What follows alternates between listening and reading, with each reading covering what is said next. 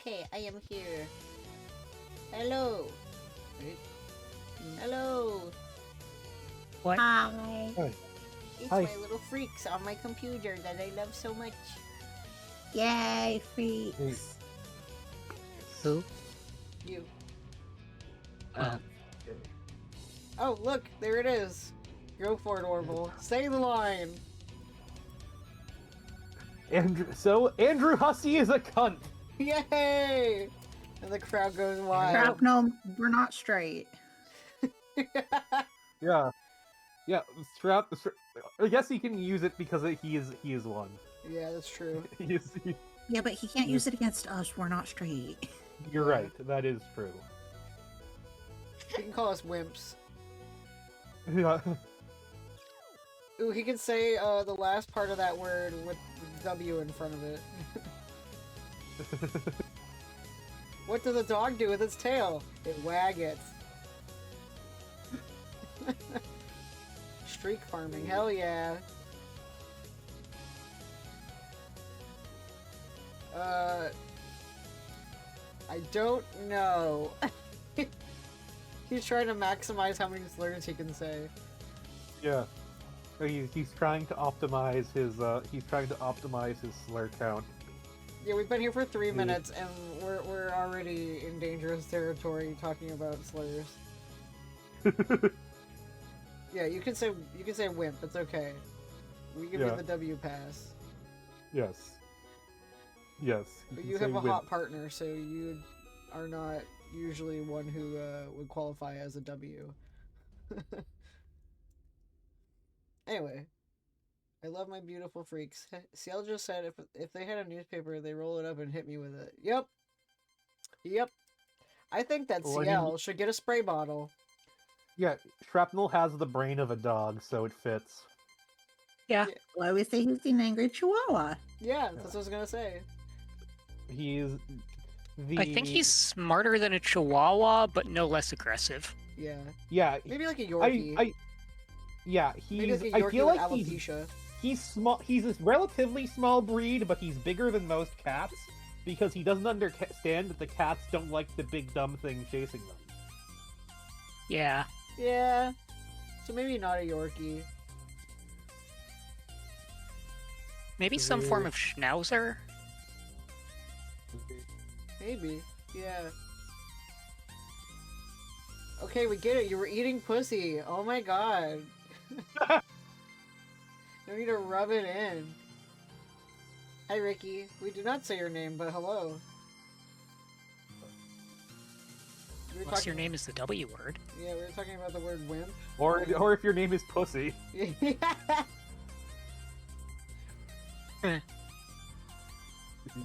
That's funny.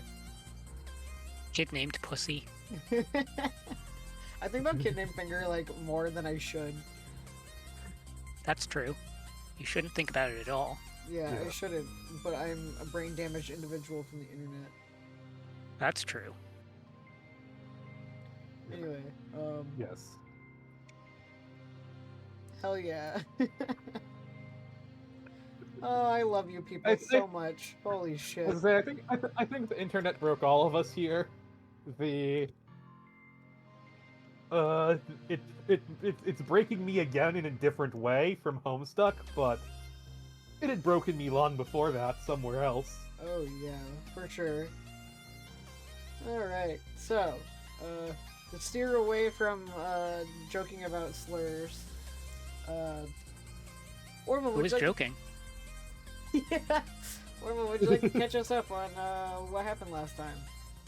Okay, so we were introduced to a couple of the new trolls, who I remember I named one of them Triska, and that was really good. That was, I think, the best I've done since Borgos, Snarla, and Hornus. True. Which... So... And Triska's name was Arania, like the spider folk in D&D. Yep. And also just like the word for spider. Yep.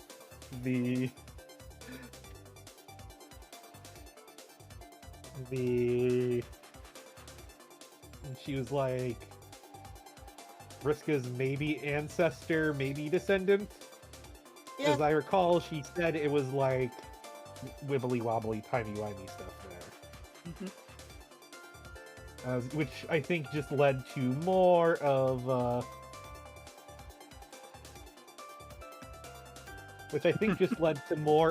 the whole me trying to figure out whether or not free will exists in Homestuck or not.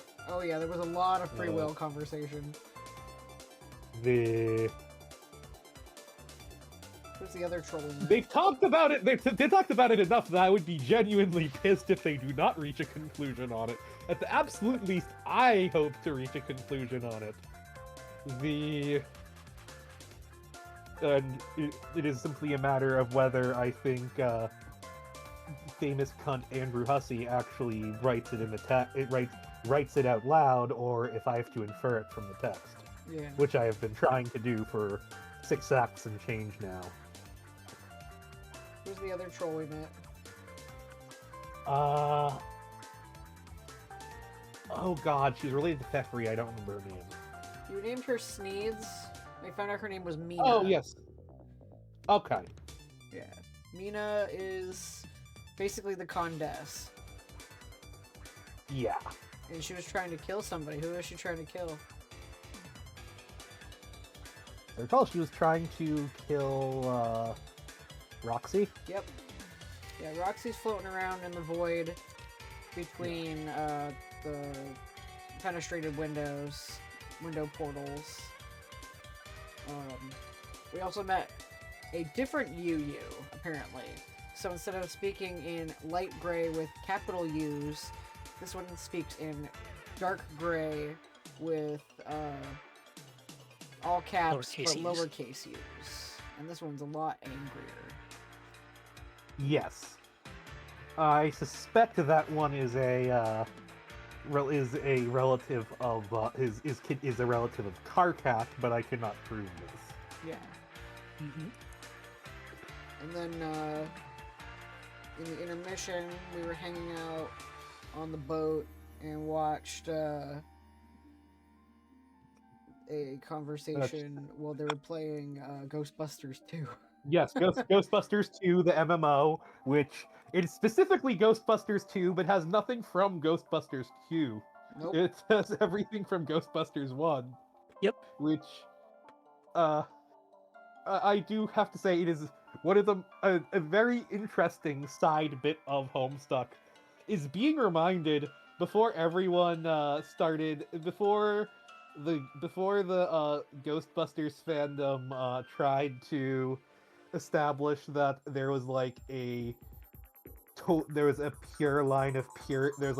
great line of purity before the Ghostbusters was synonymous with everything on its name before 2016 was good, that we just kind of accepted that Ghostbusters 2 was like an okay unnecessary sequel at best. And it's very, very, very funny to see just the realization of that. Yeah. Just. And then we also had one of my favorite scenes of Penis Ouija. Oh yes, yes. Karkat and Dave are fighting. Karkat, Dave. I low-key ship it now. Yep. We had some good Dave Cat while they were fighting over who gets to spend more time with Terezi in a romantic sense.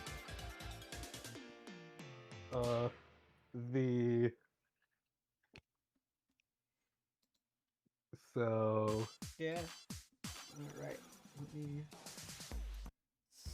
read off the triggers and then we can continue on with our beautiful story. Triggers for Act 6 include sorry, my thingy got in the way. Get out of the way, please. Ableism, toxic relationships, alcoholism, addiction, gaslighting, mild homophobia, fantasy racism, weapons, death and murder, blood, fictional gore, self-injury, sexism, and genocide. Alright. And let me pause my music because the next page is a sound page. I think this is one I have to share with Vlad, actually. Okay. And it's going to be a good host of voice acting for Nana. So here we are on Act 6, Act 3. Oh, this song, I'll share it with you. This is from the Homestuck playlist for Volume 9.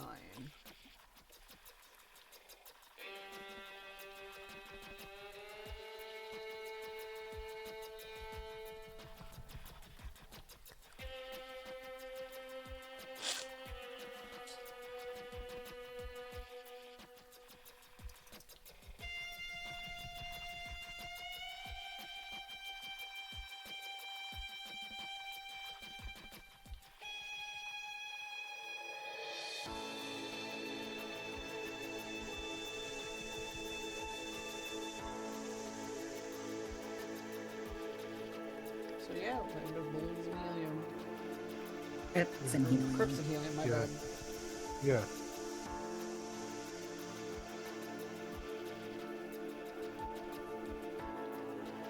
I looked away from the game for 1 second. Yeah.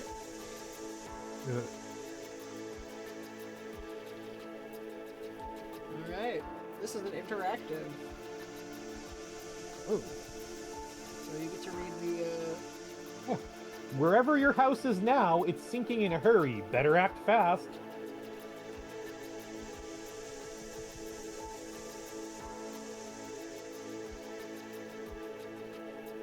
I should have pulled up the walkthrough, but I think it's an easy enough thing to solve. Okay. So we can either go left or right. Going left is also a down. Which way do you want to go? Let's go down. Okay. You click the hole, it says... It's very dark down there. You can't see your house. No telling how far it sank. Oh no, you just realized your dad must be down there. You hope he's okay. Alright, so we'll click the arrow. I keep going right. Well, you can also click the dam. Oh, okay, let me Oh. go back. Good thing this dam is here, otherwise your house would be getting waterlogged in addition to being stuck on top of a huge balloon in a pit. Any yeah, obelisks? The obelisks, yeah. 2 obelisks bearing curious symbols and mirrors affixed at the top. Weird. Note the symbols on them. Yep, a heart and the life Yep. symbol. Yep.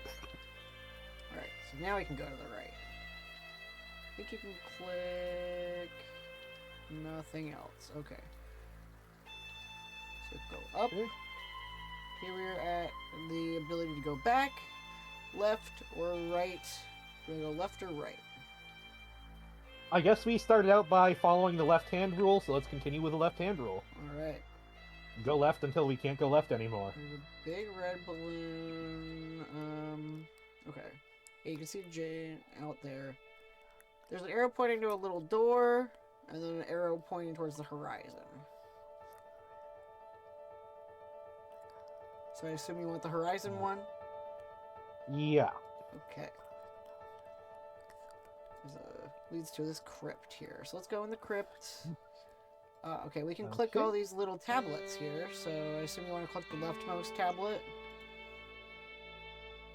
Yeah, that would make sense.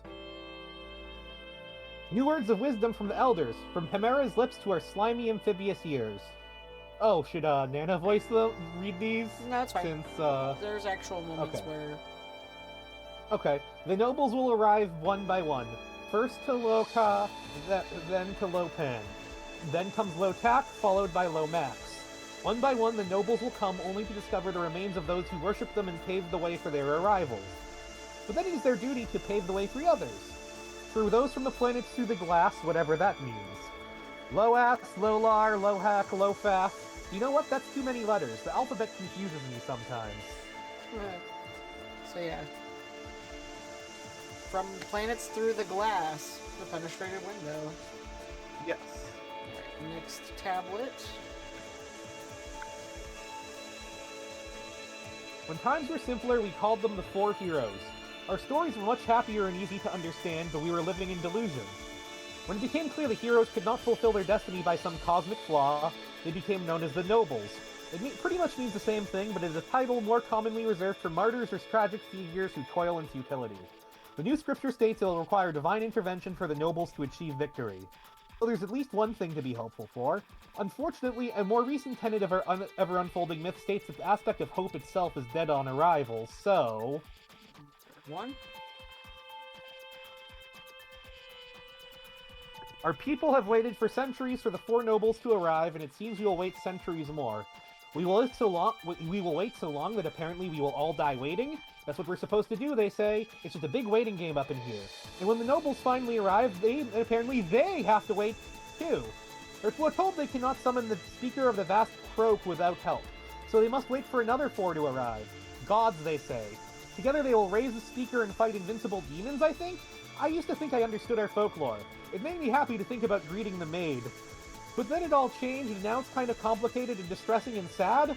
Oh well, I'll just keep building crypts and carving tablets like I'm told. Yeah, so like how the salamander's purpose was to greet John. Yeah. Now the denizens here have or the consorts here have no purpose but to wait. And the last one.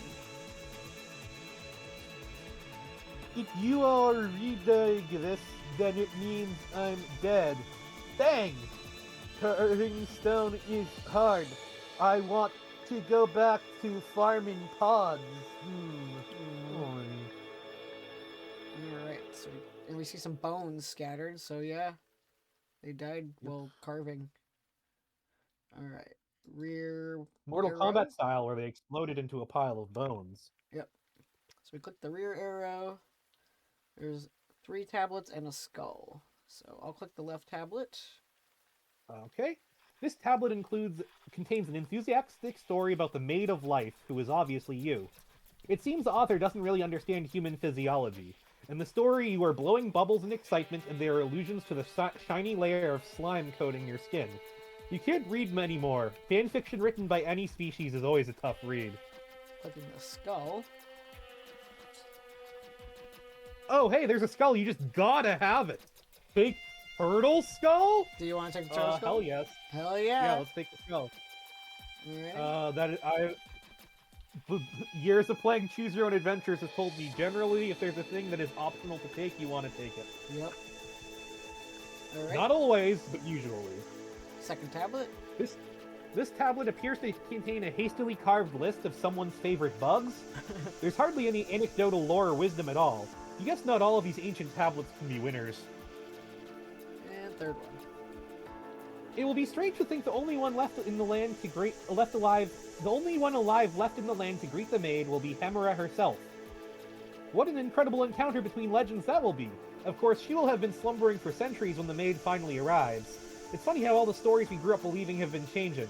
Of course, I love all our old stories, but personally I think the new ones are just as interesting. Yes, I know, unpopular opinion. That's sort of a reference to people's opinions on the new characters. Oh, I thought it was just a general observation that people tend to hate new things. That too. Yeah. Alright.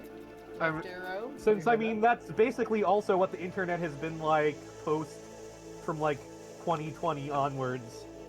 And just not being able to love anything.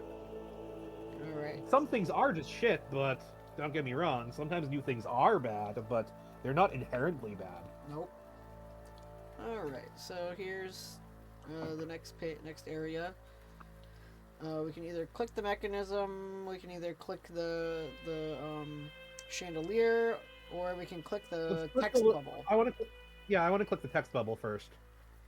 Aw, man, Jake's pestering you. You don't think you have it in you to answer after the last catastrophic encounter. Not yet, at least. Take a look at what he has to say anyway. Yeah? Sure, I'm reading it either way, so... And that opens up another tab.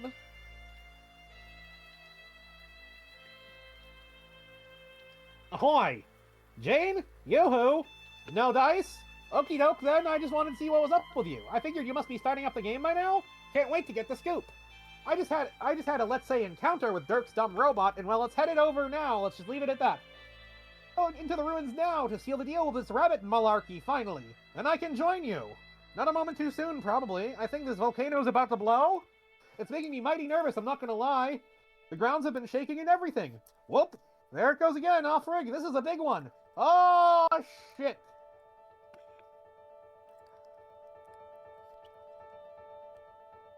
Nana? Oh, I thought Orville would be excited to read about the Skull Helmet computer ceasing to operating due to a severe blow to the head.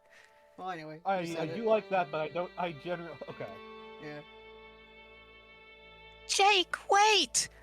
No! Alright, and we can either click the mechanism or the chandelier.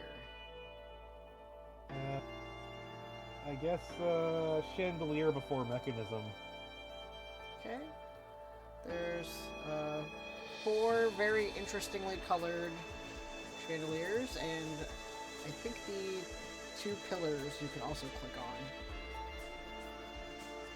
Okay, let's go with the pillars first, I guess. Left one? Yeah.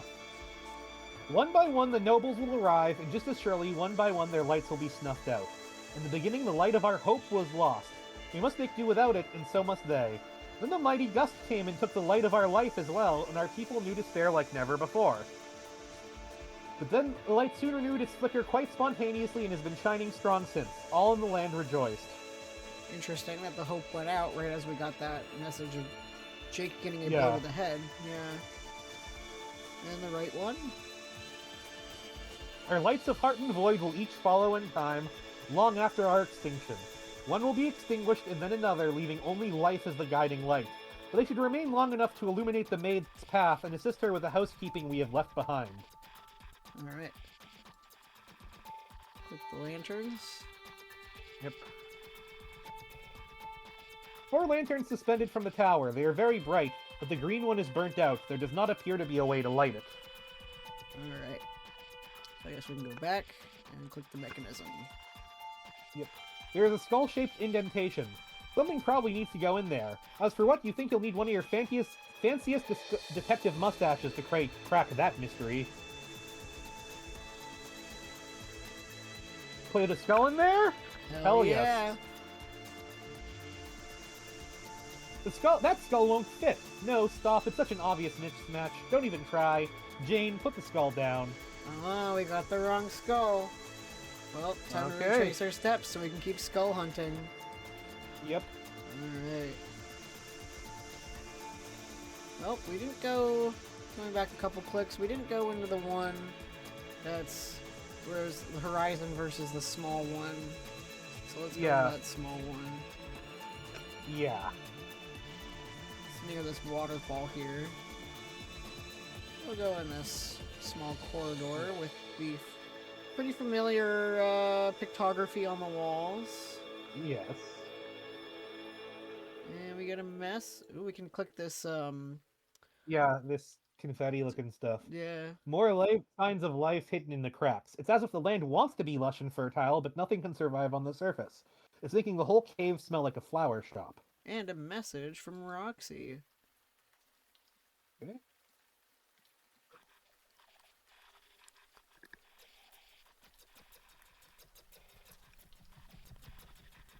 J. Crocs, urgent correspondence for Professor BFFC over. You won't believe where I am right now. Bet you I will. Okay, maybe you will. But I'm in the game finally. It's considerably more outlandish than what I was expecting. Were you expecting for magic to not to be real or something? We'll put a dope. No, I was thinking... Well, I don't know. Something more like... Wow, okay, shush, Jane. I actually don't have any time. I have literally like 1 minute. I only wanted to ask one thing. Did you talk to Jake about, do I even need to walk? That's why you're contacting me? Yes, hurry. Roxy, please, I don't think you understand. There are mysteries here. Real mysteries and puzzles to solve. That's cool. So how'd it go with Jake?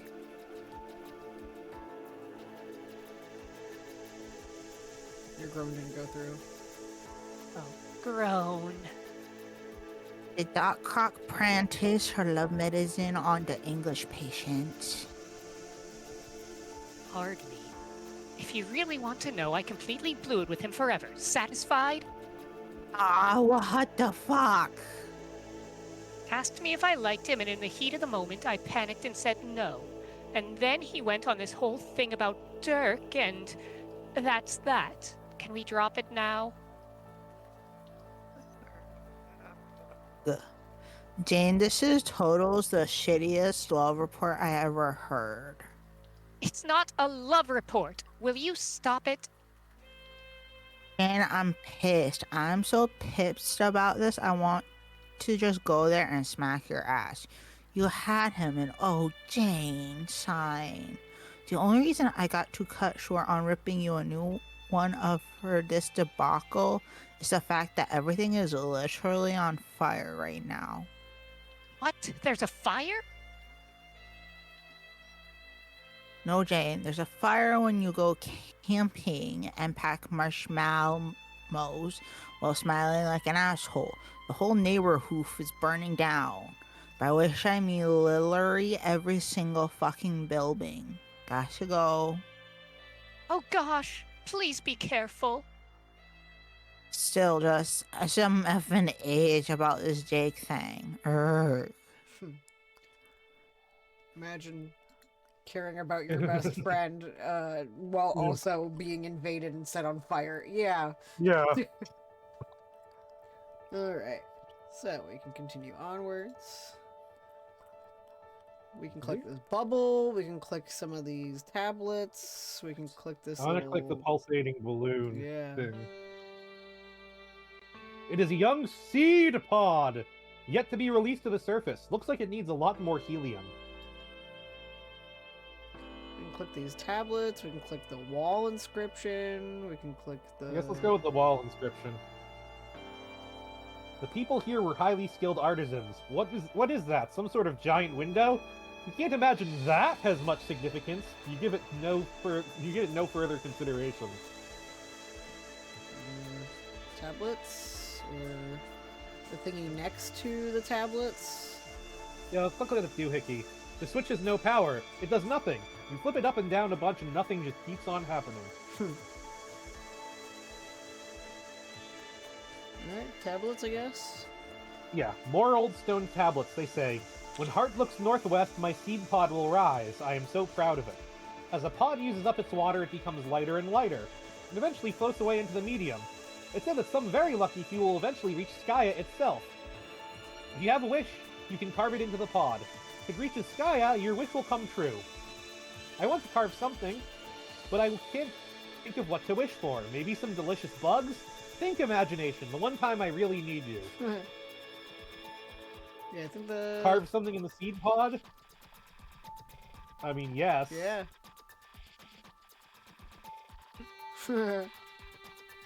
Carving stuff is even harder than drawing stuff. And frankly, you're not even sure Sky can deliver on this wish. You blew it so hard, but hey, a girl can dream. And, that's the same thing? Yeah, the two tablets on the right are the same, so we can read that one. Okay.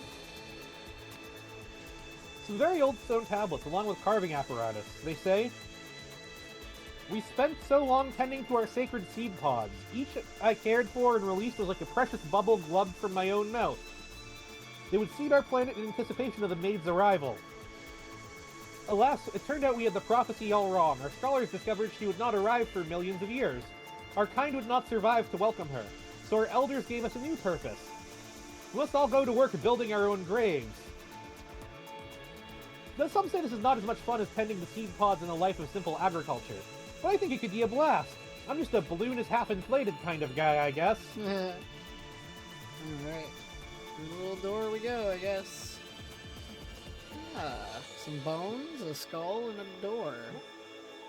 Okay, I guess bones first. A little chamber full of bones. You guess the remains of an old salamander or something? This is just such a piss-poor burial job. And the engraving underneath it. An engraving. When 3 visitors look inward, the way to the maid's palace will be clear. Alright. I think we want to take this skull as well. Gonna read it? Oh, yeah. There's a skull weighing this thing down. Could be an obvious booby trap. Gonna take some bravery to swipe it. What do you say? Take Salamander Skull? Hell yeah. Well, this is just like a puzzle in the first Resident Evil game. Alright. So that lifted up an obelisk. What happens if we click the door? The door is locked. There's a strange symbol on it which you find mysteriously alluring. The more you look at it, the more you think that it's just so cool. You could totally see wearing that thing on a shirt. Yeah. And the pedestal also has a description. There's no reason to do anything with this pedestal anymore. You could jump up and down on it, you guess. That would be some especially pointless tomfoolery, though. Alright. Well, we can't put the other skull we got in there? I thought that was going to be the thing we're supposed to do. You want to do that? We can check. Can we? Let's go see.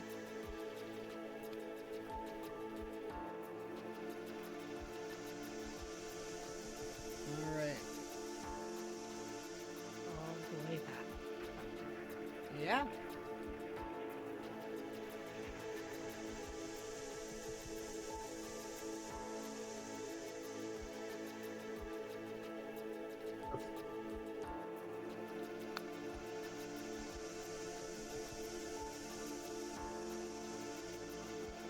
I'll let you catch up. The lanterns have been hoisted. 3 beams of light shine from the tower. The thing spits the skull back out.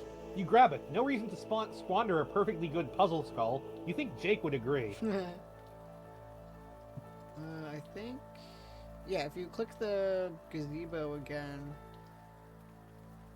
you can click the up arrow. Oh, yeah. If only you had a small accomplice spry enough to climb up there. Well, time to go acquire a, Yeah, small accomplice. yeah. So Spry we enough can to climb up there. head on back.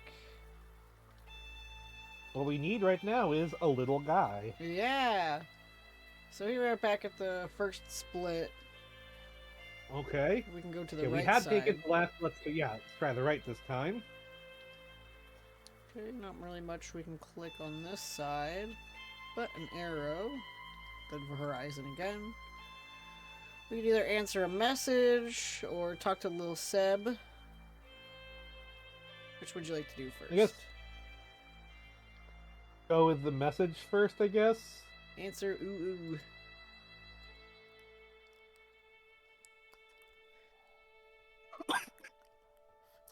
Huzzah! You did it! Oh, hello. Did what exactly? You made it to Loka, your own personal plan inside the game, tailored to your personal quest. I've observed you here before, of course, but this is the first time I've contacted you here. Better to keep things on the up and up vis-a-vis our mutual linearity, no? Sure. Sure? Yes, sorry. I'm still feeling a little overwhelmed by what just happened. A giant pit seems to have swollen my house whole. My dad is missing too. I think I should try to find him as soon as possible. I understand. Pardon my grumpy demeanor. I just had a nap and did not sleep well. You call this grumpy? Wasn't I being? Not exactly. Well, good. I do my best. Really, as if my dreadful nap were not bad enough, I woke up to find my co-player has made a terrible mess in here. But the good news is he has at least agreed to play the game with me once and for all. Some people make nothing easy. Well, that's good. But wait, I thought you said you've never met him. I haven't. Not in person. Then how did he make a mess in here? Did he break into your room while you were asleep? Oh, yes. Well, the thing is that is this. The thing with that is that we should talk about something else. Huh? Why must you be such the vigilant gumshoe, Jane? Always with the gumshoery. Pitch that puzzle savvy towards the conundrum littered about your planet. I'm becoming grumpy again. Do forgive me. What do you think of this place, by the way? Your new home. Oh. It's rather desolate. Pretty eerie, actually. I haven't run into anyone at all. I think I might be alone here. Isn't it great? The balloons are nice, I suppose. Reminds me much of home. So peaceful, so much space to yourself and time to think. You're lucky. I can't wait to get to my planet. Yes, but what about your brother? Right, that. About that. Got to run. Ta, kisses, and all that stuff. Hey, Alright. Now, I think Seb.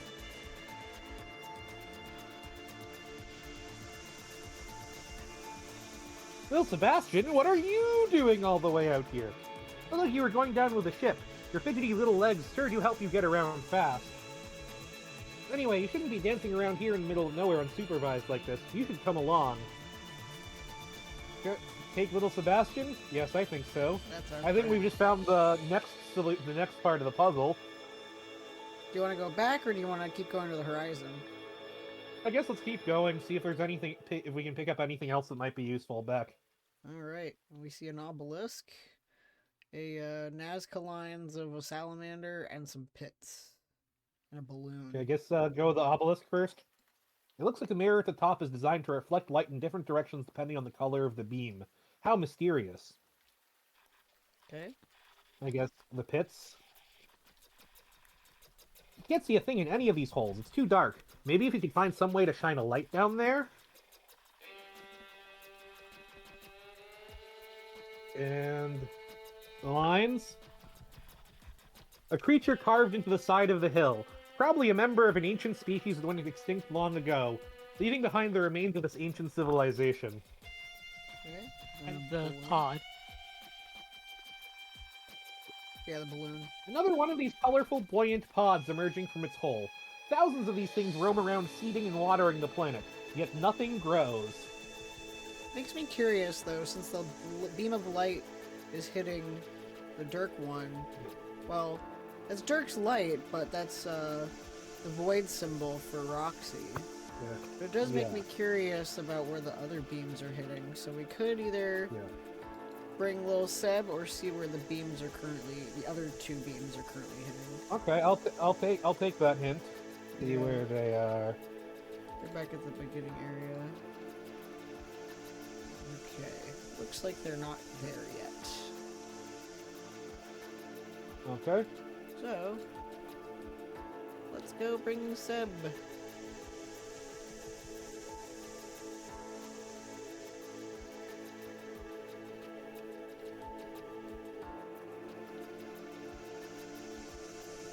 Alright. Tell little Go ahead. tell little Sebastian to climb up. Yes. Yes. Alright. So what would you like to click first? I guess look at the light that is out. Oh, okay. The only thing there is rotate the lanterns, it seems. I guess yes. Alright. Carrot, let's go explore. Okay.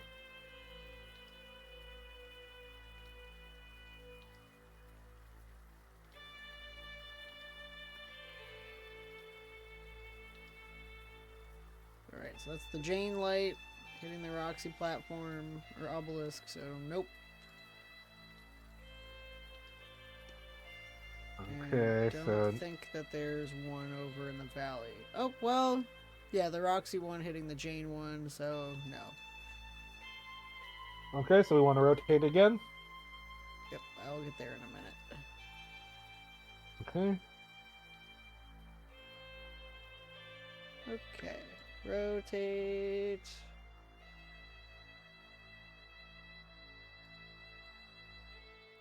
Okay, let's go check.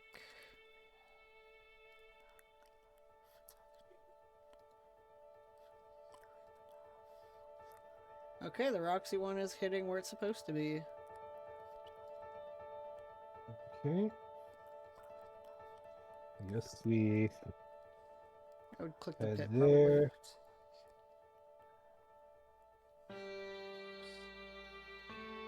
I clicked the wrong thing.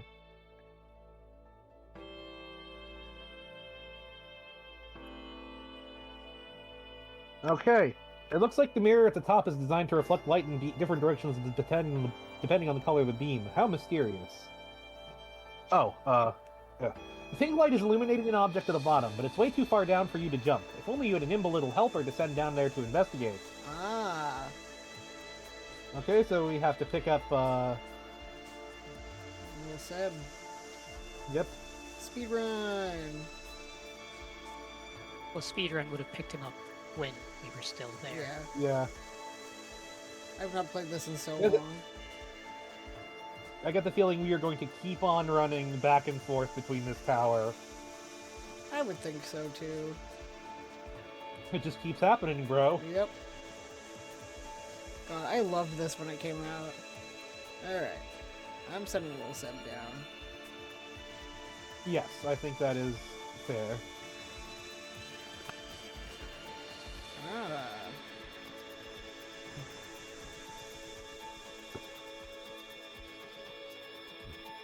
Guess we check this place out.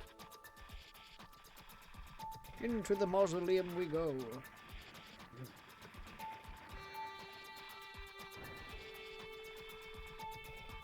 Alright. We can click a little Seb. Okay. Sweet, dear, sweet, precious, sweet, loyal little Sebastian. Shit, you mean Lil. Also, Sebastian's misspelled. Oh, Sebastian. Yeah. Ah, and what's in this room? Ooh. Fucking jackpot. Hey, crocodile skull? Yeah, dude! Yes. I wouldn't yet. Oh. Oh, Too late. Well, there's a switch we and can the track, pedestal. yeah, I was like, track within the switch. Well, shouldn't we check the grate first? Well, You. Scarabs. Right. Oh, Missed pedestal's out. empty. You want to put something else there?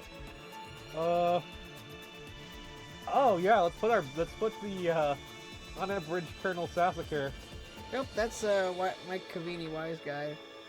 Oh, my bad. And I don't know about that. Okay, yeah, let's take wise guy. You Maybe missed take a out on a switch- great joke. What was the joke? Oh, I put it in our chat. oh, okay. Oh, our chat? Yeah. You missed out on a Great. great joke. Oh! Exclamation point, I'm gonna Nana. put the cake. Oh, it is actually a better call, ain't it? Yep. Alright. But this is the Resident Evil puzzle I was looking for. Yeah, because Yes. if you left the book, there would have been no way for that other skull puzzle to be available. But the Yeah. scarabs ate the cake. Alright. So I'm heading back up. I think before I head back to that tunnel, I'm gonna check the pit where we started, just in case. Okay. I don't know. Yeah, the. Okay. A beam of light enters the pit. It's still too dark to see much. You don't want to risk tossing Seb down without knowing it's the bottom. You best be a way down there. All right. Oh, and we should probably fish Seb out of the. He came with us. He followed us. Oh, okay. Yeah. Yeah. Let's go into the skinny door. Yep. Where the skull puzzles are.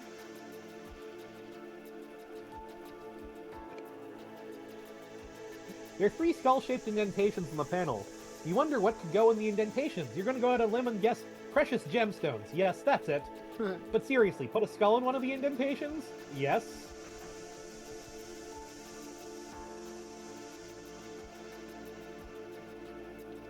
The salamander skull doesn't fit in any of the slots. He tried to cram it in to no avail. Will you cut that out? I said it doesn't fit. So, I guess, Appears that we are missing one. Yeah. Well, yeah, we got 2 of them. I think. Where do you think we should go back to? I mean, the tower that we've gone back to for basically everything. Yep. It seems like... Take it away, little Seb.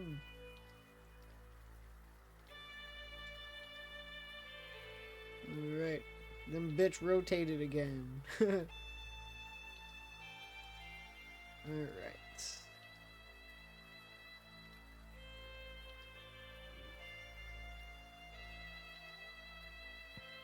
I guess take Seb with us, just in case. Oh, fuck. I forgot to get Seb. You can keep going without me, but I'm gonna go get Seb. I can't believe I forgot yes, Seb. yes, Shrapnel. I do often say that. The, old-timey racism against the Irish in the U.S. is really, really funny to me for some reason. Alright, so are we going back to the pit where, we got the mausoleum, or are we going back to the big pit where the house went into? Well... good question. I guess let's check out the house, because that's the thing you've been, going back to. I feel like there's going to be something real important there. A beam of light enters the pit. It's still too dark. Okay, so... Mausoleum it is. What'd you say, Nana?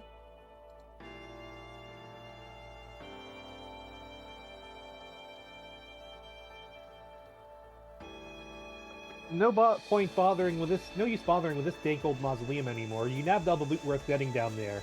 This thing ain't exactly an amusement park ride. Okay.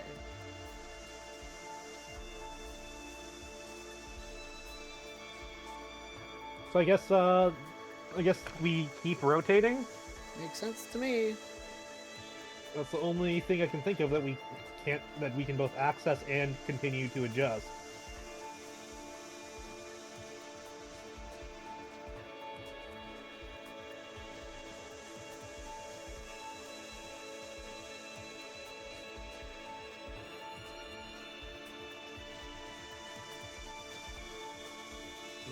I think that's been 4 times now, and there's 4 lanterns, so probably take Seb back and then see if anything's opened up.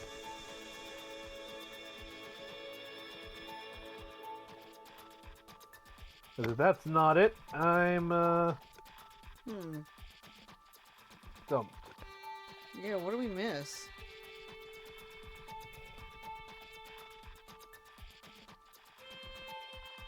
Let me open up my walkthrough, because I'm like, huh? Yes, I'm using ad block. Fuck off. Da-da-da-da.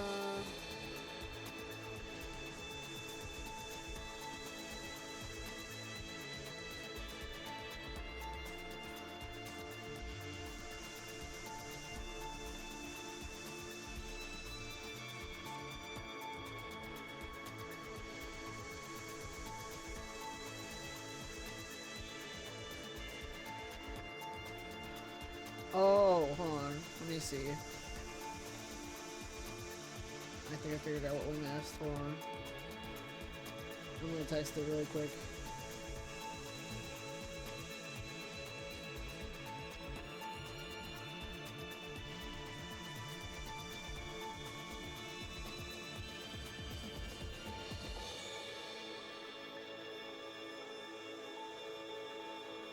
Let me make sure we've got. What? What'd you say, Nana? Okay, I've got everything rotated the right way. Then go back and get little Seb.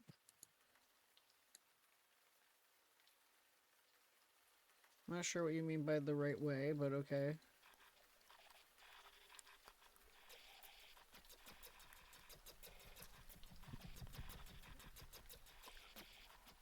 Just tell me what to do once you figured it out. Yeah. That's Told them weird. go back to the house. Go back to the house. Check the house every time.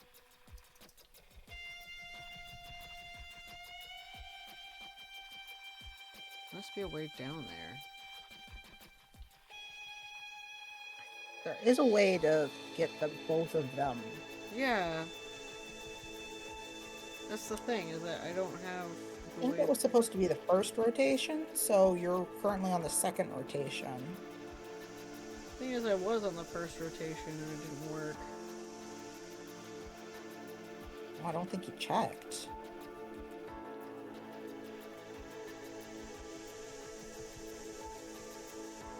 So not this one, but the other one? Rotate it 2 more times.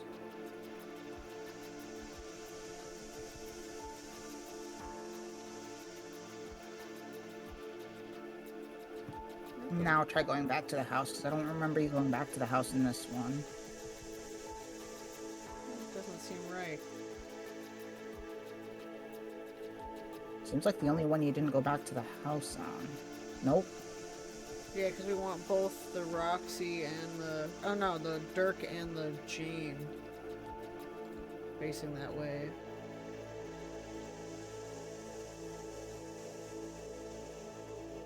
So, over 1 or 2 more times. Okay, so what we're rotating it? Is that what we're supposed to do? More? Yeah. I'm trying to get them facing the right way at the same time.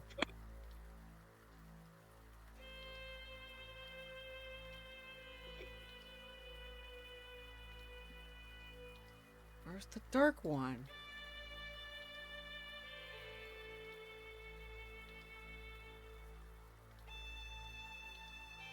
Am I missing something?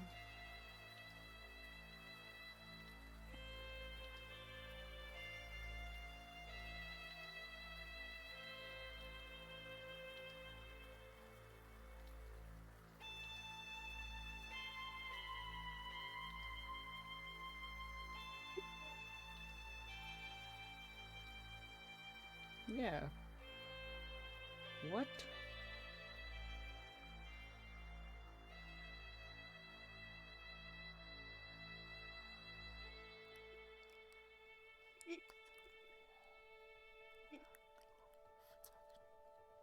I feel like a goober.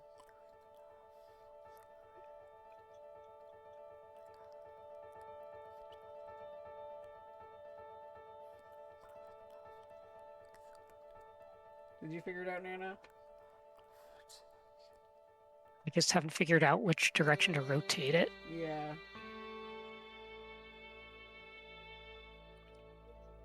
I think Jake is the third lantern from the right. Okay.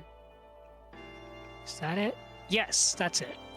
So, Dirk, Jane, Jake, Roxy, or Yes, I think you've got it. yeah. Orange, blue, green, pink. Okay. So Okay. where did you go from here? And then go to the Oh, I forgot. picture of the fenestrated wall. Seb. Oh, right. Okay, so let me get Seb first. Okay. So orange, Give me a blue, sec to see what's the order. Let me see the order. orange, blue, green, pink.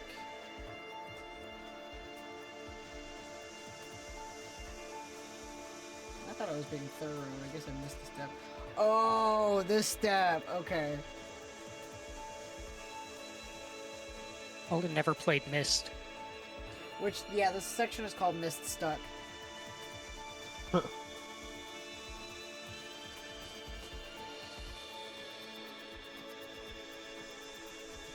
Okay. I think I've got it all rotated. Yep. So let me just get down into the passage. Okay. So. I guess we want to flip the switch. Inflation porn. Oh Alright,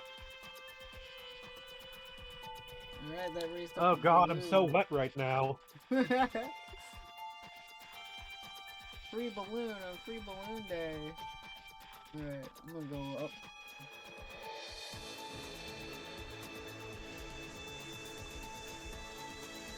Alright. What did that add?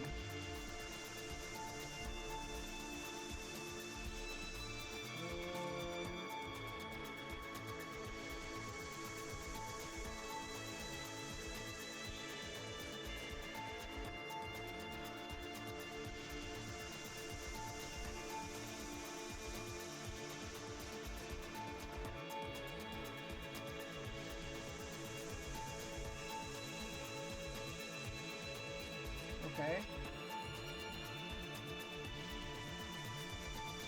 What did I Do you miss? want to mess with the lights again? Or Hold on.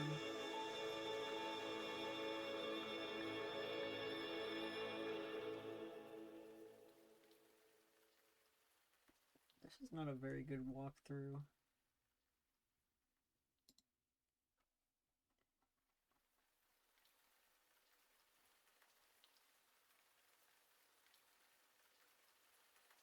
Did you see anything different in that cave? The cave that we were already in? Let me go back.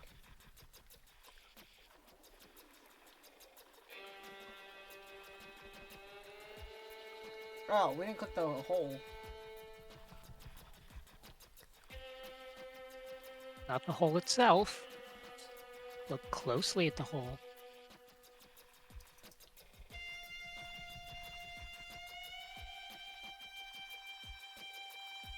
You want me to read it, Orville? oh, sorry. What do we do now? I clicked the hole in the cave. It's not the hole Oh. itself. Look closely at the hole. Oh! Next to the hole. So that you know where we are, Orville, right? You can always check my stream. Oh, to see- yep. There's a skull. Yep. Okay, take the skull. Thank You you, got an Nana. iguana skull. Wait, I'm going the wrong way. Fuck. Thank you, Nana. Alright. You know where that skull goes. Yep. Ooh. Oh. You got a boon buck. You do a little dance. Make a little love. Get down tonight. Proceed to the next stage. Alright. Cool. If it will let me. Try to proceed to the next page and nothing's happening. You verify whether or not Hold you on. made it to the end. Oh, sorry. Hold on. What? Oh, okay, go ahead. Go ahead. Oh, yes. You verify whether or not you made it to the end of the game as shown above. If not, you decide to consult the walkthrough for guidance. Oh, wow. Okay, cool. Jane, proceed.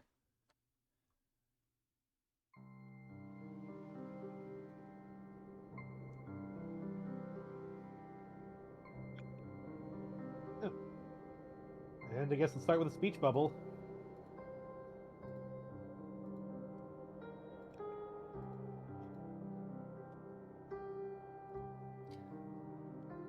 Looks like you're getting the hang of these puzzles. Nice work. Thank you. That last skull was a doozy, to be honest. Yeah, right? Understatement of the century. Jesus Christ. That's crazy. Yeah, I guess. If you have a human brain, sure. Personally, I've already solved all the conceivable skull puzzles for all possible skull states, which is a thing that's like no big deal for me. Har har. Hey, I thought you couldn't see me once I left the house. I can't. Not through the server's viewpoint, but I can still monitor your progress through Lil Sebastian. He and I are linked the hell up cyberwise. We're so tight. Tight like you wouldn't believe. Oh yeah? It's like he's the Incredible Hulk's pants, and I am his monstrous package yearning to bust loose. Ugh, why? Jane, it seems there's a way bigger than average probability that you do not want to discuss Bruce Banner's megalithic gamma schlong. That figure. That figure would be sitting pretty at 100%. Holy shit! Some of my circuits exploded. That number was intense to robo-consider. Okay, let's stop talking about stupid things for a minute. What a completely absurd environment for our typical blithering discourse. I am hot on the prowl for more clues about this strange, mysterious land. What? I don't know, just to that. Anyway, I think I'm getting closer to finding where my house went. Then I can reunite with Dad, and together we can salute this great pickle of a planet. Well, the good news is your house should be just ahead if you keep following the trail. Yes, I knew it. The bad news is your dad's not there anymore. Oh no. I guess he got antsy and left to explore. Maybe he's looking for you? I tried to block him from leaving with some furniture, but the dude was having none of it. Ollie, why did he have to leave? This really complicates matters. I hope he doesn't get lost. Don't worry, we'll find him. I'll have Seb search within a likely radius. Little guy's real fast. Yes, good idea. In the meantime, you better go find your house. We aren't making any progress in this game without it. It's kind of central to the gameplay, you know. If you need Seb to do anything from afar, just message me and I'll give him the orders. Got it? Got it. Thanks. Cool. Alright. Okay. Guess we It proceed. looks like there's only one way we can go. What's this? Oh, looks like a bloat spore. Something is clogging the hole. Remove it. Yes.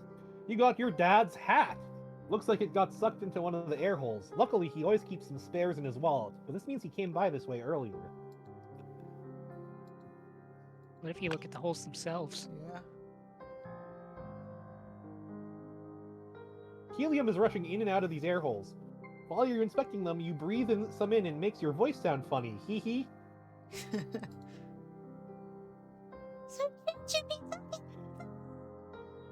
That didn't come through. Well, it probably Oh, came through on hee hee? stream. No, that was at me.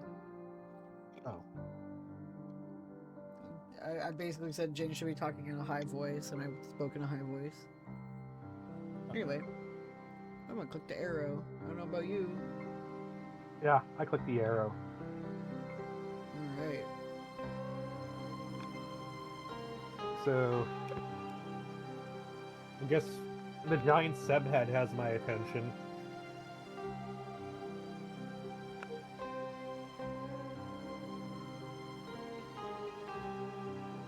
And it says, Message autoresponder to tell little Seb to rotate the lanterns?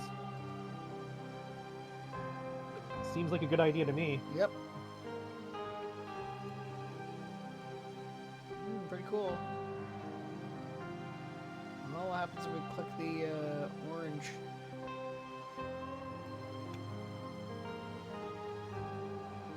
Okay. Flip switch. That seems like a good idea to me. Oh,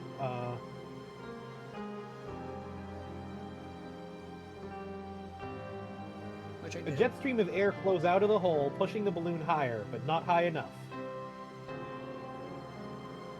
Gotta try something else.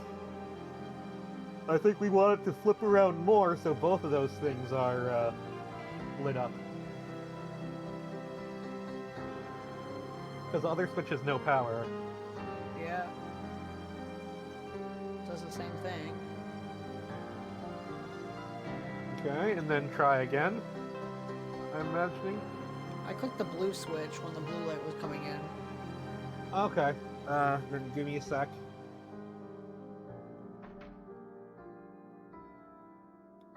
I'll catch up with that.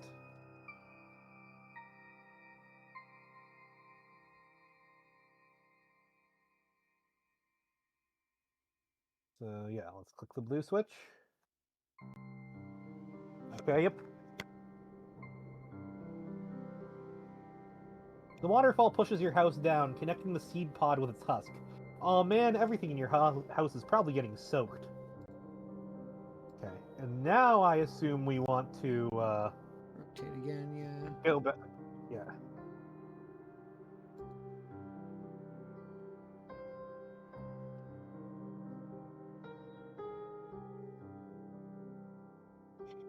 Eh. Probably again, because there's nothing on either of them now. Yep. Yep. And back to nothing again. And again. And I assume that now we want to hit the orange switch, and that it'll pop things up.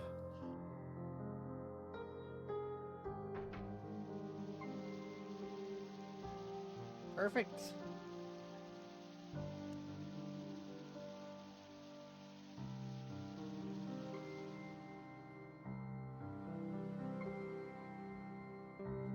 Your house is finally resurfaced. You retrace your steps back home. Sadly, your father will not be waiting for you there. Still, better to regroup before you go off looking for him. Oh God. What? Familiar Oh! face. Oh, Oh. Jesus Christ. I forgot about this. Oh, okay. Who's this handsome case you were- fellow?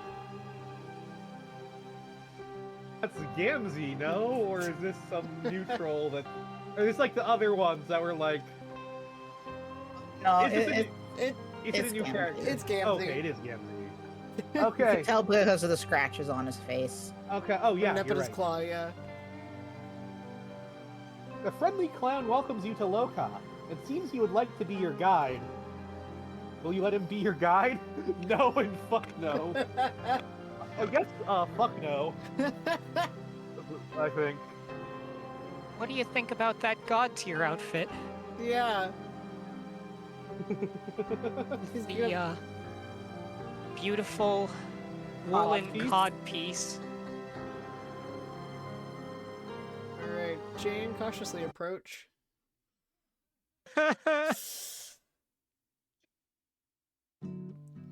Proceed to the next page.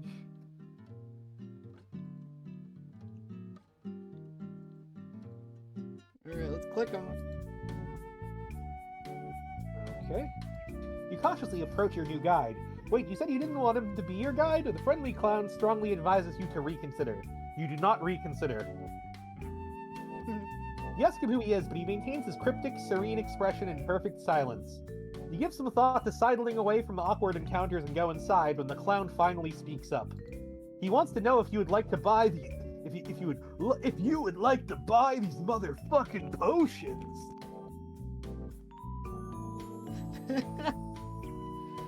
You examine the clown's wares with due skepticism.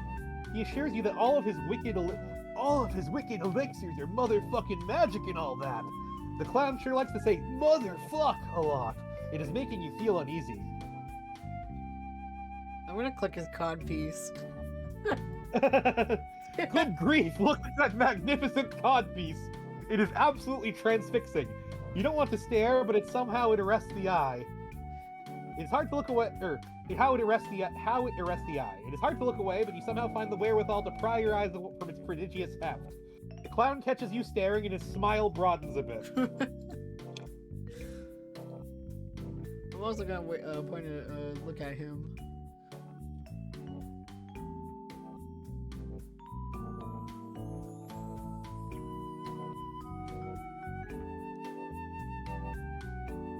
I clicked on him.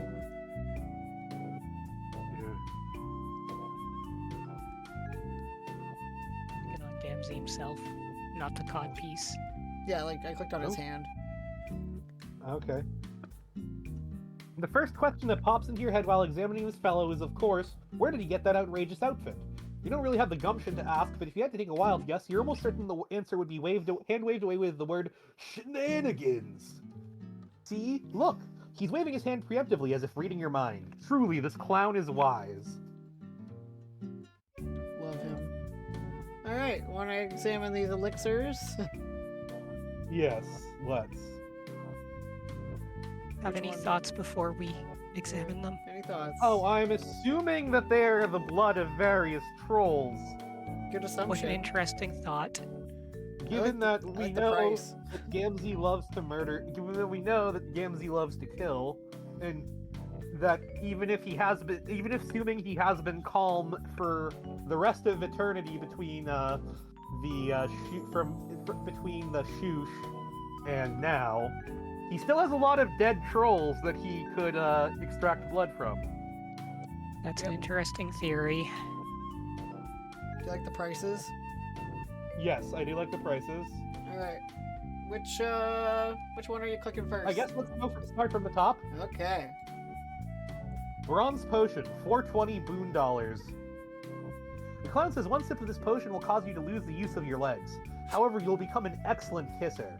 A trade that is more than motherfucking fair, he says. Personally, you think that someone would have to be suicidal to drink that heinous brown liquid. So, yeah, I'm pretty sure that is Avros's blood.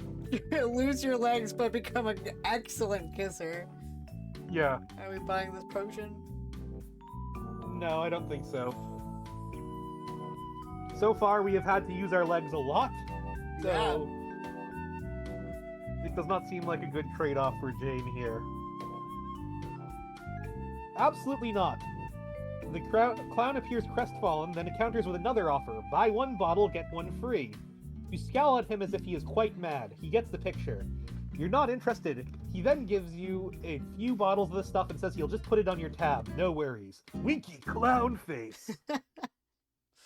Alright, bottle 2. You go down? This lovely looking potion is supposed to have powerful healing properties, a must-have in the inventory of an up-and-coming maid of life. This one actually seems reasonable to buy. You gonna buy it? Sure, why not? Actually, I guess we could refuse and see if he just adds a bunch to our tab again. Yeah, you do that one. I clicked yes, and you tell me what no says. Okay. Okay. You don't want it, but the clown really thinks you should take at least one of these handy elixirs. He won't say no, take no for an answer. You say fine and buy a few just to shut him up. Mine says, you acquiesce to a single fuchsia potion. Yippee! Pointless pink slop! Okay. Alright. Yes, good. Indigo potion. 420 boon dollars. He says this potion will make you strong. You guess it would be pretty handy to be strong. Except it's probably bullshit and the potion doesn't do that at all. Are you buying it or not? Let's see. Again, strength potion seems useful. Again, but maybe we should just say no, and since we'll get more if we say no. In every case. If you say no, I'll say yes. Okay, yeah. So far we've gotten no. He looks taken aback that you could refuse such a valuable commodity. He says, no, you gotta buy this motherfucking shit. It's the hottest fucking noise since a big titty ninja. Okay, whatever you say, clown. Here's your stupid boon dollars. He gives you like 50 of these things. Jesus Christ. When you say yes, you buy an indigo potion and shrug. Now there's something you won't be drinking anytime soon. Well, I'm gonna see what happens if you click yes for bronze potion.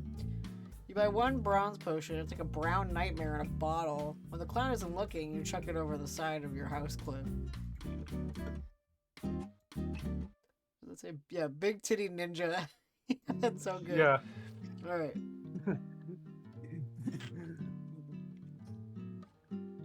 Olive potion, 420 boon dollars. This gross-looking pea soup elixir is touted as a powerful love potion. Just sneak a few drops in the beverage of your object of affection, and he or she will fall head over heels for you. Literally, in the event that your sweetheart-to-be is decapitated. You were very wary of this claim, of course, but you guess it couldn't hurt to have one bottle on hand. This seems to be the one she actually wants to buy, but I am curious to see if we get a bunch of them by saying no. Okay, you refuse, but the clown spots the look of longing in your eye and knows a love-struck lady when he sees one. The kind fellow gives you one olive potion on the house. You blush a little and say thank you.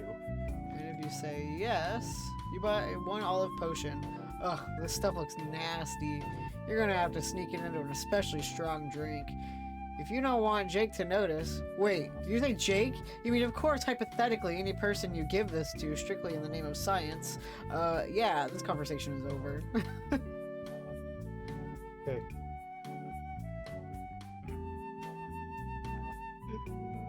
Violet potion.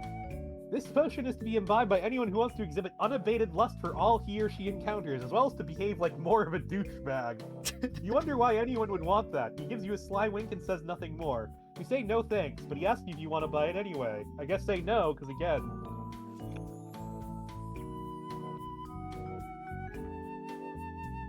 I guess put that in the sly wink is folder of my folder of slide that into my mental folder of Gamzee X Eridan.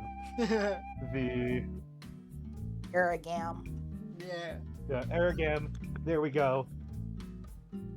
Because I mean, I feel like if anyone could half fix Eridan, I don't think anyone could fully fix him. I think Gamzee could half fix him. On the side that they would go around murdering everyone, but they would be murdering everyone together. I love that ship for you so much. Alright. You ask him if he's flipped his friggin' codpiece. Of course you don't want it. He says, "Oh, but you must." He insists. He gives you 420 ballers for free, and he says that'll be whatever 420 times 20 boon dollars is. You let out a heavy sigh, say fine, and fork over the money. You say yes. You snap up a violet potion. Sure, why the hell not? Might as well round out your collection of this useless slime. Okay.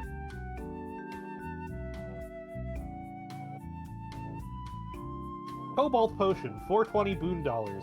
He claims his potion endows its drinker with incredible luck. Then he does a stupid-looking jig on your fridge, clicking the heels of his dumb elf shoes. You find that a bit hard to swallow, not just because it's implausible, but because that blue muck is straight up nasty. He doesn't get the joke.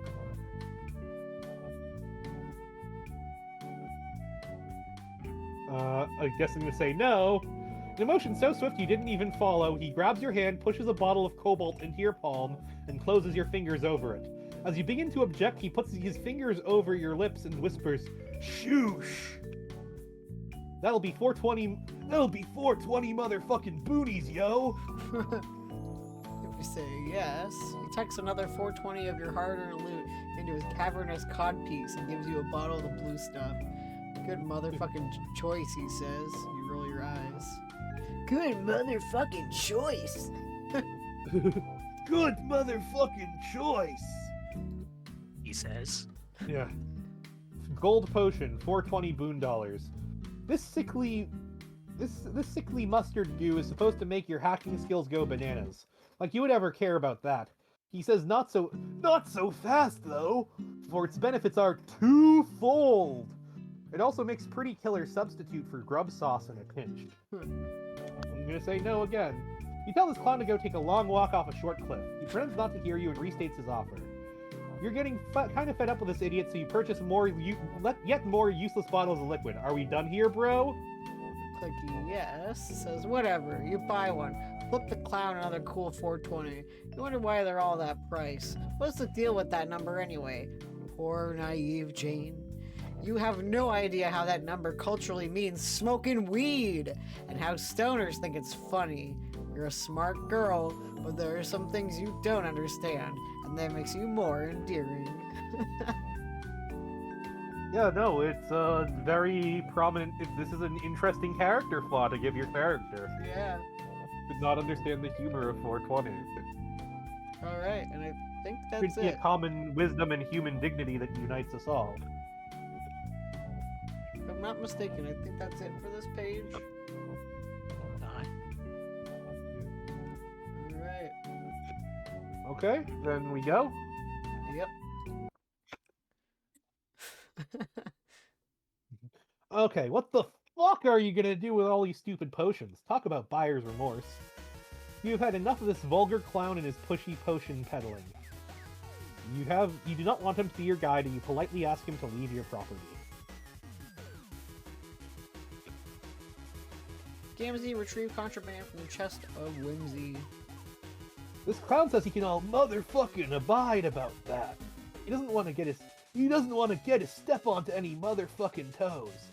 But he says if he's not going to be your guide, you gotta at least have someone as a guide to guide you all your way through this quest. This way through your quest of miracles. He tells you to hold your shit while he retrieves something from his chest of whimsy. You say, "You mean the refrigerator?" He acts like he didn't even hear you.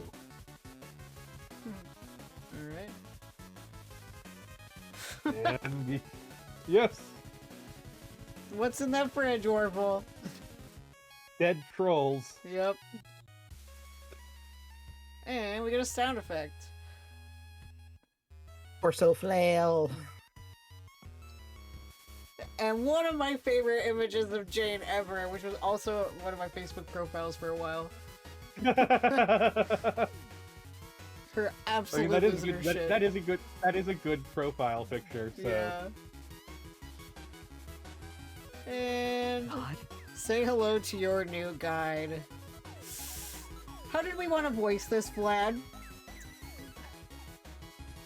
This is gonna be a hard one. Because I was gonna say, I said to Nana, if it was one that we were both voicing, but me and Nana didn't voice trolls, or Nana didn't voice any trolls. So I was thinking we would have to somehow talk at the same time. We can try. Okay.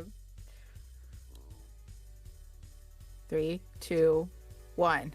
What? What the fuck fuck happens? My personality is just absolutely fucking inconsolable.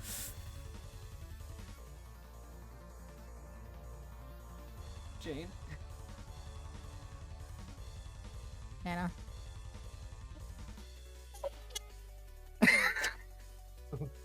Came through on Holden's. Yeah, I came through on my... And...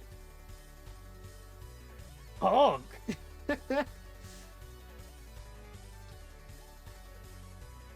No. No, no, no, no, no. You You have to undo this somehow. Are you listening to me, clown? To me, clown? And And whoever the fuck you are, make me make stop, me stop being this thing.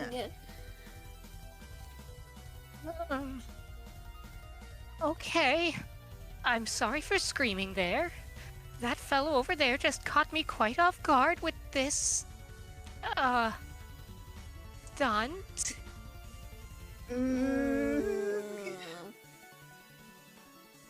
You seem quite upset.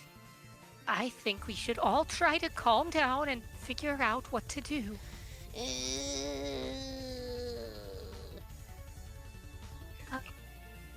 Yes. Well, first of all, my name is Jane. Pleased to meet you. What is yours? My Name? Name? Fuck. My name. My name. It's nothing. Nothing. I I am am a stuttering, repellent, unholy abomination. abomination. Oh dear. You have Have no no idea how how fucking much I I hate hate myself now. right now. Honk! Quiet, you.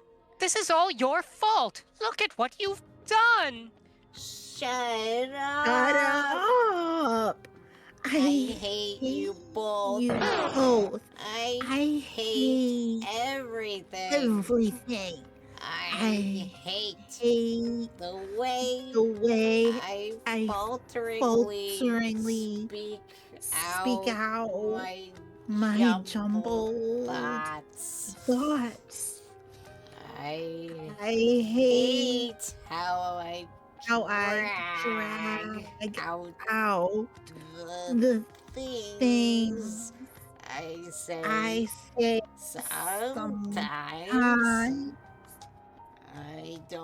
I don't even know which which parts parts of of myself myself are are hating hating which which things. So so I just hate everything. This is ridiculous. It is, but it really adds to the character. Kind of works. Yes.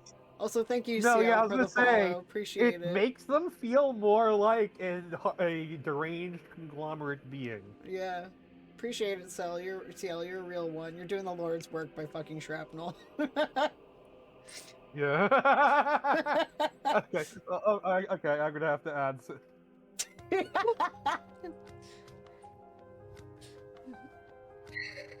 Anyway, Jane.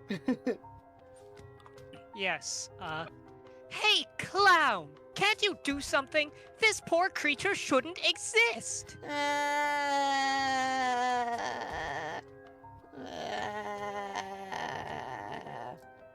If Vlad's screaming, it cannot be heard.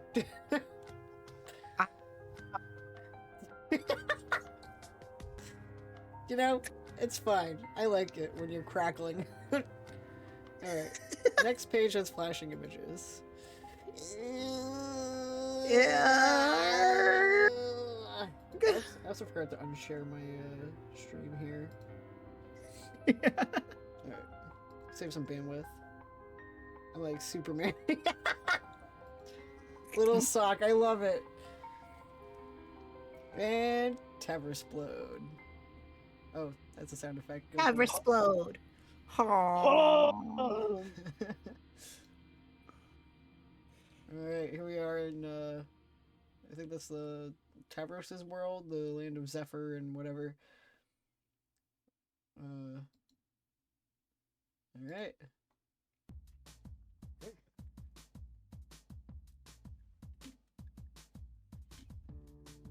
Tavros, this fucking sucks. What?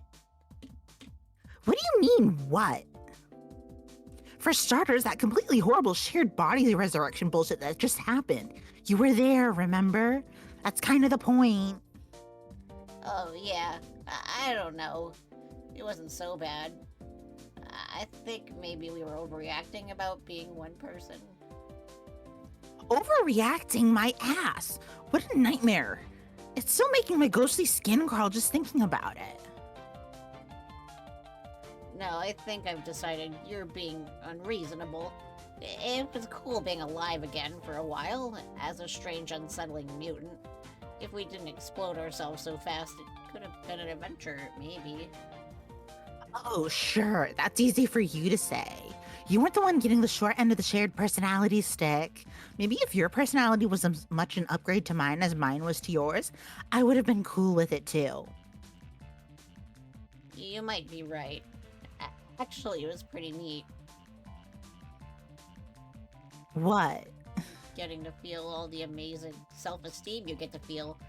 I didn't really know what it felt like. I mostly only knew what the pretend kind was like. So, thank you for letting me feel that, I guess.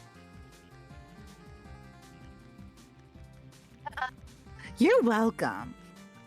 Now that you mention it, maybe there was a silver lining to that freak show. Someone else finally got the chance to feel firsthand how great it is being me. Yeah, it must be pretty great overall. So, aside from being partially me, briefly, how have you been? Okay, dead mostly. Yes, me too. Yeah. Hey, sorry about that, by the way. About what? About killing you. It wasn't very cool of me. Oh, right. I almost forgot that even happened.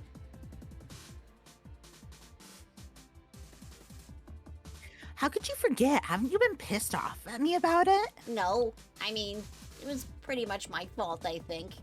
I attacked you with my bogus self-esteem and I paid the ultimate price. No, you idiot. That's not what happened at all. I stabbed you through the chest because I was being a huge bitch. I mean, it was a long time ago, but that's not really how I remember it. Ugh, stop being so stupid. That's so stupid. No, you're stupid. You are such a pain in the ass when you're dead. Let's just agree it was my fault and drop it.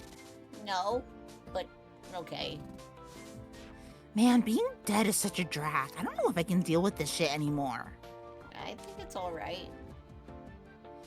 Oh, come on. It's so boring. What a completely pointless and hollow existence this is.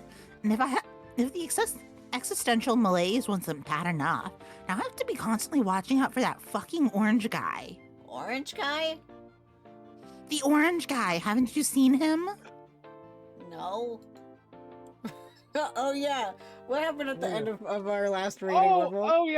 oh yes, Andrew Hussey has decided that he wants to mate with his child Vriska. Yes. So yeah, there's proof that Andrew Hussey is a cunt for Shrap and Ciel. He proposed to a minor alien. It is kind of his love child. Yep. Yes.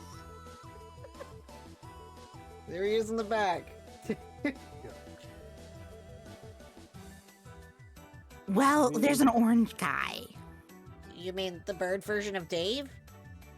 No, not Dave Sprite. It's just some random pointless orange guy who's been hassling me for some reason. I can't catch a break. And if that weren't enough of a nuisance, we've apparently got to deal with getting yanked out of the afterlight without a moment's notice by some bozo in a cod piece to participate in his grotesque body fusion pranks. Between you and me, I'm starting to think we're getting jerked around here, you know?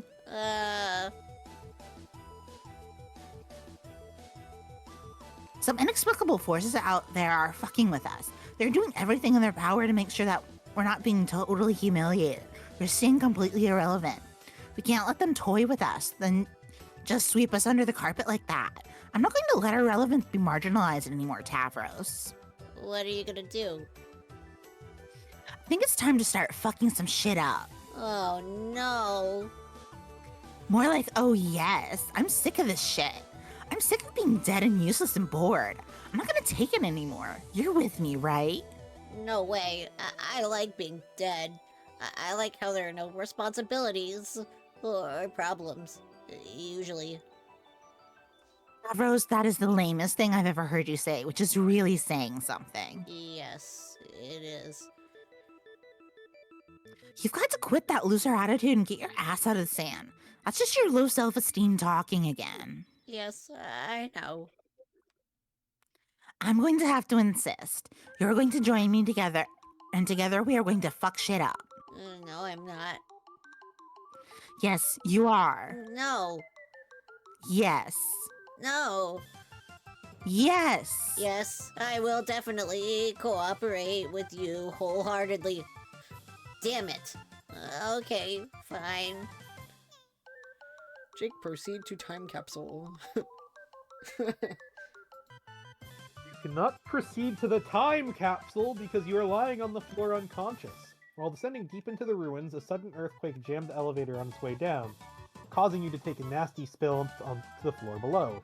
Luckily, you are wearing your trusty skull top, preventing a more serious concussion. You nevertheless lost consciousness and attempt with all your might to regain it. Jake regained consciousness. You fail to regain consciousness. Years in the past. But centuries in the future. Jake, respond.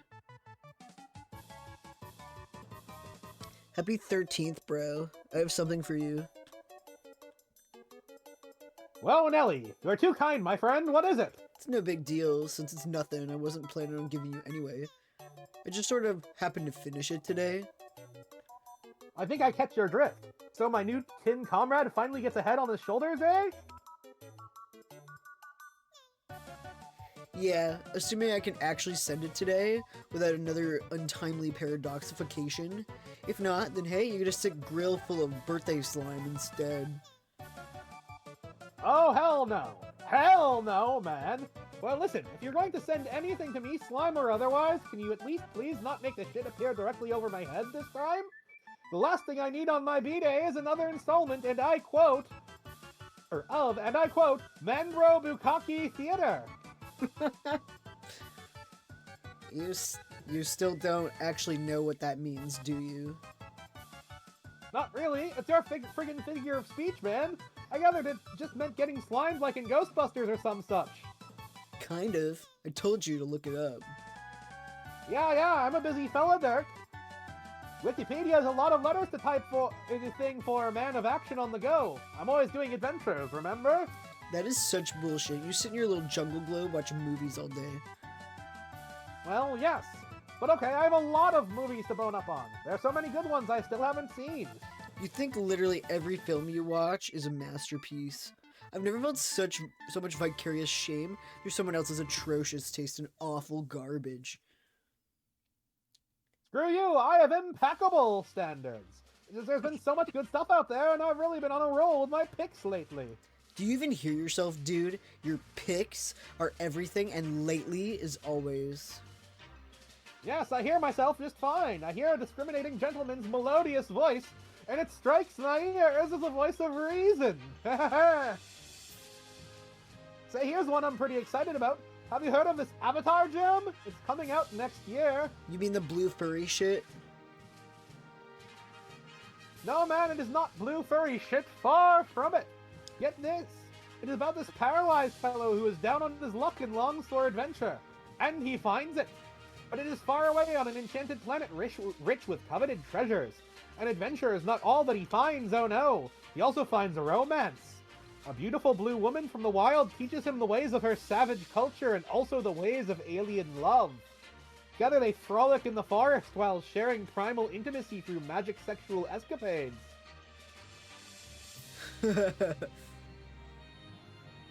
What's so funny, wise guy? To borrow from one of your more benighted sectors of your zeitgeist, that was so gay. Excuse me, but I fail to see what could possibly be gay about some huge, elegant blue men and women having really spiritual intercourse with their tails or something. Well, yeah, obviously not literally. Jake, where I'm from, that word hasn't been used as a pejorative, or even much at all, in a really long fucking time. But you're from friggin' Texas, aren't you? Yes, but not exactly. Ah, stop being such a cryptic troll all the time! Anyway, Avatar looks spectacular, and I think my preemptive review was spot on. The bloody end!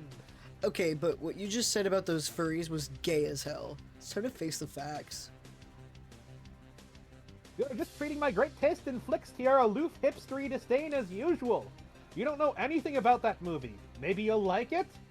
Nah, I saw it already. That movie sucked the smelliest shit from the ugliest butt. Sorry, man. Well, now I know you're just trolling me. It won't be out for another year. Right. Here, let me send you the rest of this robot already. You've spent too long alone on that island as it is. I kind of worry about you. A man can only spend so much time in the middle of the damn ocean with nothing but pop cultural detritus and his own thoughts to keep him company. Alrighty. I hope it won't be as difficult to finish building as the rest was to assemble. No, just screw the thing on. It's ready to go. Capital! Scoot that noggin my way at your ready, then! Yeah, I don't know what Hussey thinks of Avatar, but I would think that he feels the same way as Dirk, saying that movie sucked the smelliest shit from the ugliest butt. Yeah, there's a lot. We have enough real shit to crucify Hussey on that we know Hussey has said or done. Yeah. Writing a character who likes a bad movie, does not necessarily mean that the author likes the bad movie. Yeah, I think that Hussey identifies more with Dirk than he does with Jake. As I say, because Hussey is an extremely irony-poisoned person, so... Yeah, except he's not an ostracized gay man like Dirk. Yeah. Right. Probably not. Oh, cool, it worked. Heh, you nerd! He's got your slick Japanese spectacles and everything! Why is this a metal man before me, or is it none other than Dirk Strider himself in my room? No, he's not the same as Lord English, but that is Lord English on his shirt. Well,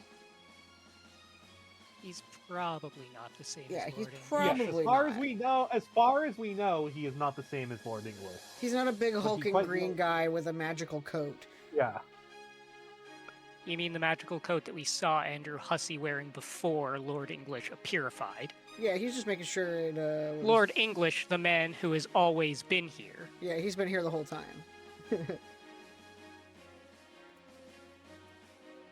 I've been here the whole time. Just saying, there's a lot of things we don't necessarily know about either Jake English or Lord English. Yeah. Yeah. Which, in Not fact, to, the song that I'm listening to right now is has Jake on the cover and is a major version of the song that plays when Lord English appears in the comic. So, you know.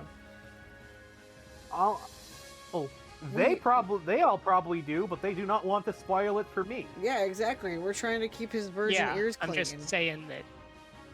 And the longest coitus ever. Yeah, I'm just saying that I would like to see Orville's theories about what things are and are not true. Yeah.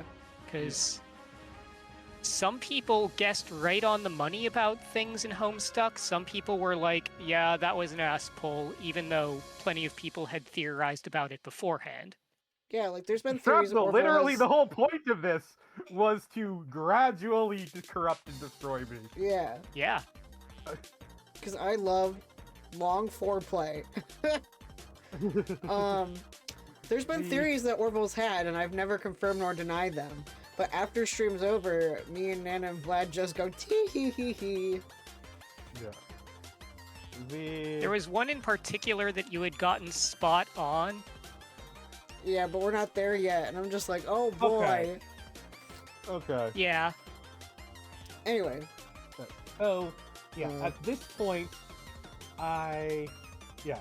So I guess my thought is that Lord English somehow, that Lord English has the same, so I imagine that Lord English is connected to Jake English in the same way that Betty Crocker is to Jane Crocker, which is we don't know exactly how deeply that goes yet. Yeah, I'd or say Betty Crocker, the Batter Witch. Pretty solid. Betty Crocker, the Batter Witch, acting behind the scenes. I must say, you are a media literate fellow. Yep. Also, Shrap, Not saying whether you... There's been naked breasts twice in Homestuck and 0 in Kingdom Hearts. Yes. Unless you count Sora as a naked boob. Well, I'd say Ursula's tits was the closest we got. The closest we got was all the mentions of nude. What we were talking about. What? The closest we got was it was all the nude Bill Clinton. Oh yeah, nude Bill Clinton, yeah. Downright, that could be downright pornographic. Yeah, Vlad posts porn sometimes of Homestuck characters. Specifically, what was related to what we were talking about this time. Yeah. So that got some Aragam in there. Yep. Oh, okay. Hell yeah! I look forward to that. I'll have to check that out. So, anyway, where were we in this conversation? Anyways, it's a good question. One thing at a time, bro. I haven't quite figured out a way to get myself there yet. It almost sounds like this is something you've given quite some thought. Okay, well, I don't know what you're implying there, but why don't you snap that sucker on a torso and fire it up? Affirmative. I continue to boggle vacantly at your technical shenanigans. Your knack for gadgetry seems to surpass even my grandma's, and she was like this big-time gizmo legend. How do you even do this stuff? I guess from your perspective, I must seem hells of overpowered in a bunch of ways, which I kind of am. Like with a ninja sword, I'm basically nuts. Okay. You say so, buddy. I can believe it. Yeah, but when it comes to building stuff, you're probably overstating things. Like, for example, if you told someone 100 years ago you could build a computer, they'd probably be like, whoa, shit, look at this fucking genius. Well, actually, first of all, they'd say, what's a computer? I only know what horses and diseases are and shit like that. But once you actually tell them what computers are, Jesus, Dick, you're a wizard. But from their perspective, you know it's not a big deal to build a computer. You just go online and buy a case and a motherboard and some other shit and put it all together. It's not like you're smelting the goddamn silicon in your basement making chips in your hermetically sealed dust-free garage. Yeah, but come on, it's not like you're from a century in the future. Well, no. Nor am I a quaint man of the past. Pardon me, but do I sound like some trolley car bellwether toiling in the heart of the mustache belt from the rough and tumble year of 1909? That is exactly the phrase that I was thinking of when I said this would be the perfect voice for Jake. Okay, so I hope I landed it. You did. You did. Okay. he said unironically. Give me some credit, man, and some to yourself as well. You are too modest about all this robotics noise. I don't know. I have a lot of time to work on stuff, I guess. There are a lot of irons, you know, where they are. Here's a hint. A pretty hot place. The kitchen? Sure, I keep some irons in there too, but most of them are in the fire. Oh, of course. Fire is quite notoriously the hottest thing there is. A tip-top locale for a whole mess of irons. True that.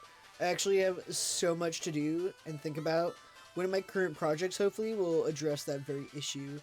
Gonna make an AI replica of my own mind. It can share some of the load, as well as make a decent intellectual sparring partner, ideally. Not that my conversations with you aren't uniquely rad, but you know what I mean. See, again, I think you are downplaying a pretty neat accomplishment if you ask me. Shrug, we'll see. Does it mean I'll have to deal with two Darks? One who is more machine than man? And another who is a computer program you made? Ha ha ha ha ha! That's a super joke. But I'm guessing you won't be hearing much from the program. It probably won't play a significant role in either of our lives. I have my doubts it'll be a successful project, but who knows? I'd wager a tidy sum the results of the endeavor will be sensational. I believe in you. You do? Sure, bro. I always have. You've helped me out a lot and been a good friend for ages. What? Well, I wasn't sure about that doing this today, but if it's true that you do believe in me, then I guess fuck it, why not?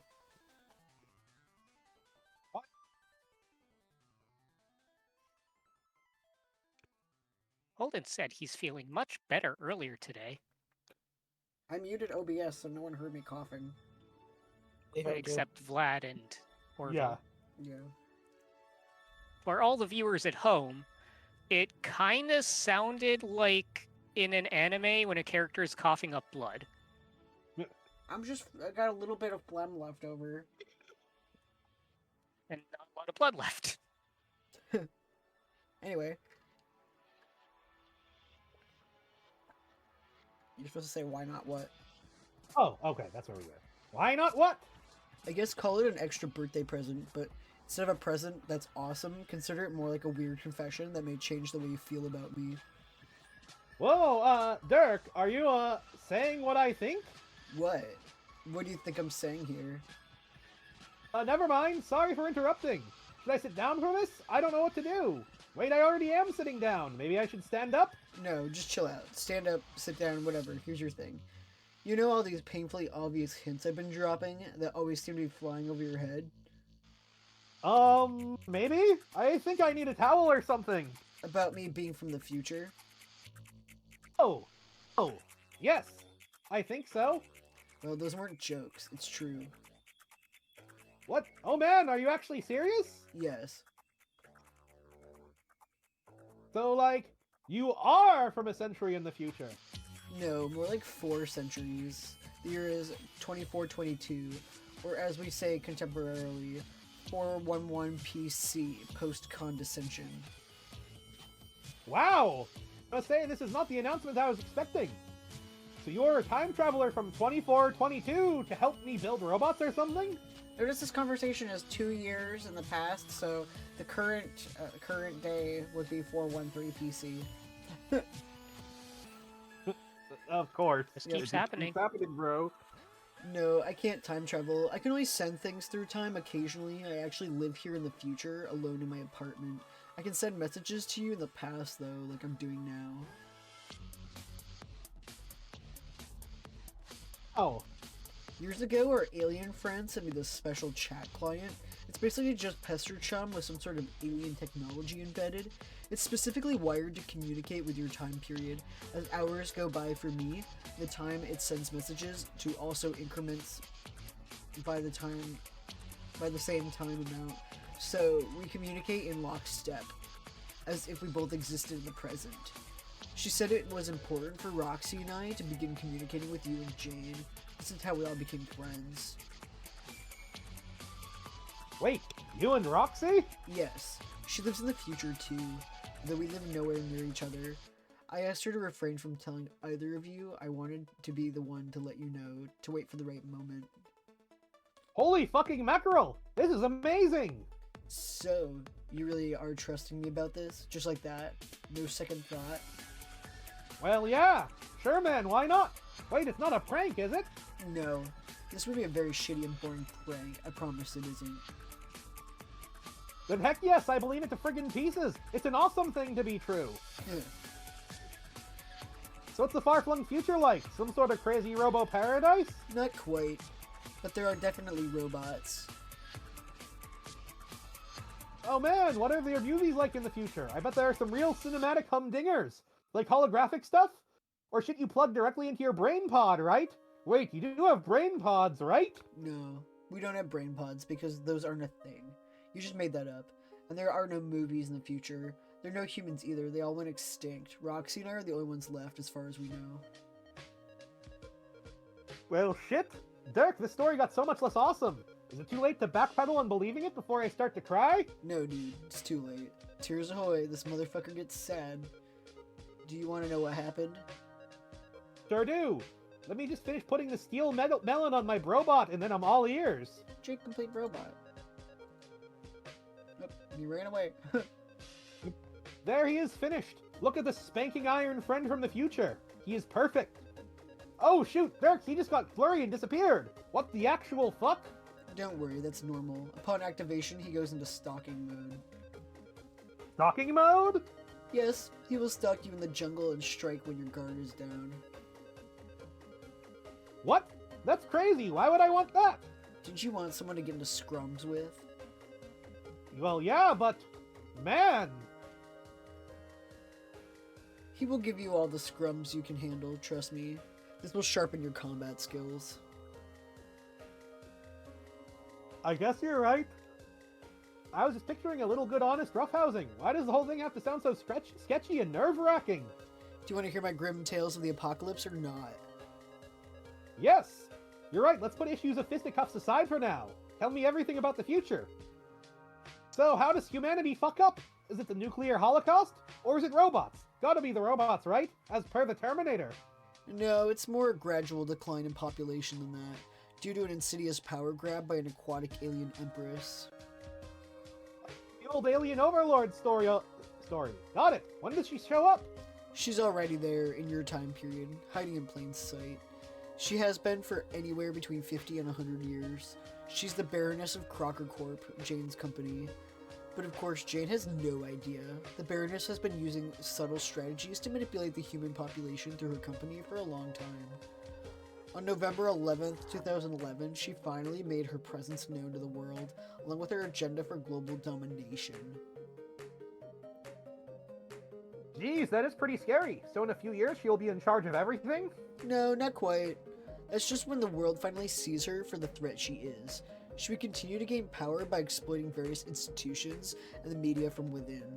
It would take the next several decades for her to claim the throne as Earth's absolute ruler.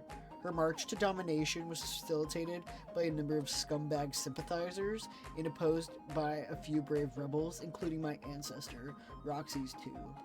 I think your ancestor qualifies as one too. In fact, I'm sure she must have been the first member of the covert opposition movement. My grandma? I do remember when I was very young, she would tell me stories of the wicked woman who raised her. Was she the evil alien? Yep. That's a whole story right there. Most of which is shrouded in rumor and urban legend. But before we get sidetracked by any of that, I'll try to cover the big picture to give a sense of all the batshit lunacy that followed the Sea Hag's power play. This is gonna be a big cracking moment for you. Nobody at the time knew what the fuck she wanted to accomplish or what her actual motives were. But in retrospect, it became clear she was trying to essentially restore the conditions of her old homeworld, which she used to rule as well. She began instituting these crazy laws. First of all, people weren't allowed to reproduce. She found her unusual method of procreation revolting, and anyone who engaged in it was punished by death. But she still needed an ongoing population of subjects to abuse, so to propagate the race, she set up this weird system. At random intervals, every citizen would be required to supply their genetic material to drones. That DNA would be collected and combined in some way. Many years later, long after the original donors had died, clones would be spawned from their DNA.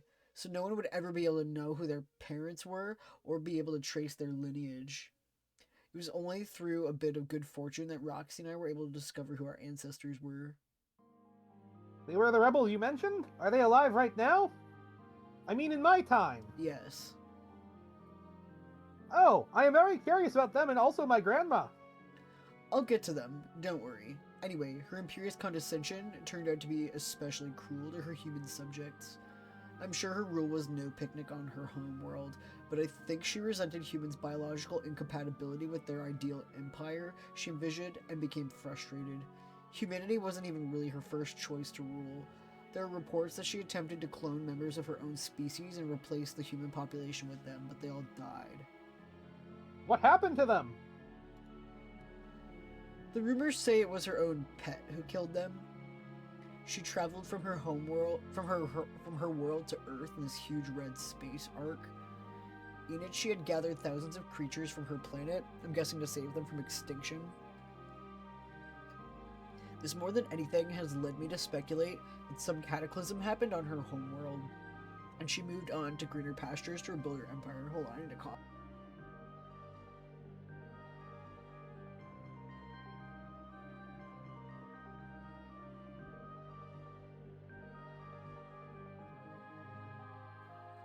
Hi, Ollie. I'm trying.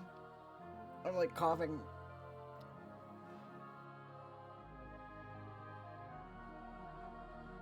I hate water, especially wet water.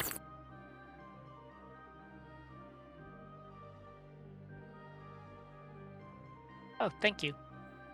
Thank you for watering me. Okay.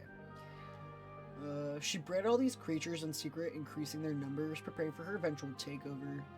Each monster, or lusus naturae, was meant to be kind of a caretaker of the young. You can see where the dramatic schism between our species and hers begins, and also why she had a reputation for being quite insane.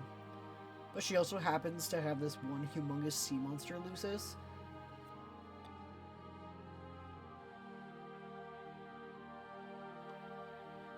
That is like her own personal bodyguard, the kind of secret weapon.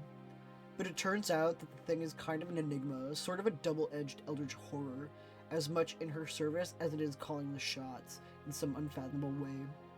Every time she tried to resurrect her race, it would slaughter them all psychically, as if it was keeping her ambition in check, or so the story goes. Wait, these beasts tend to the young? I can tell you from first-hand experience that monsters are totally rotten at taking care of kids. They do a bang-up job of making them scared, though. Exactly. The plan was beyond shitty. So does it mean you and Rox were raised by these things? Nope. It was a very short-lived experiment centuries ago. Humans just don't have the same evolutionary symbiosis with those things that her race had. It turns out a bunch of fucking alien monsters have no interest whatsoever in taking care of human babies. They mostly just wound up eating them, or at best, just abandoning them. Later, she instated a Lucidroid system to serve the same function as she began phasing in more robotic solutions in favor of all this ill-conceived biotech nonsense that always did nothing but backfire. I want you to note, what is on Jake's island?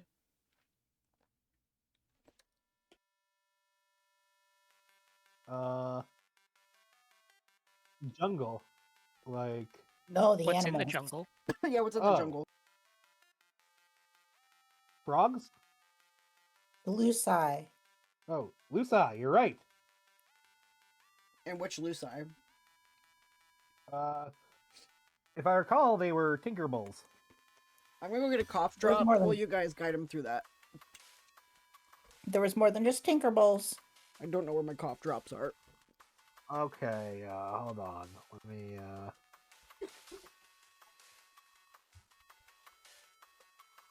I don't always remember every detail, so there's a lot to take in. Yeah. I want to say some of the, like... I know some of the bigger and meaner ones. I just don't remember which. Pretty much. Was it all of them? Yeah. Other than, other than possibly the Lovecraftian one that Yep.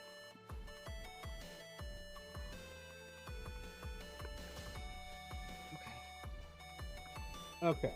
So yes, so All right, I'm back. Did Orville get it? Pretty much. yes, the all of the Luci are on Jake's island.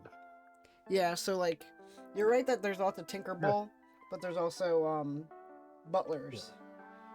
Those were Yes, probably yeah. the best to raise a child. So that's why Jake was pretty successful in being raised by them. Give it up for Butler Island.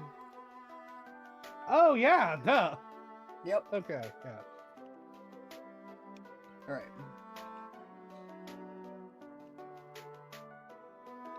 Even drones were replaced with robotic versions.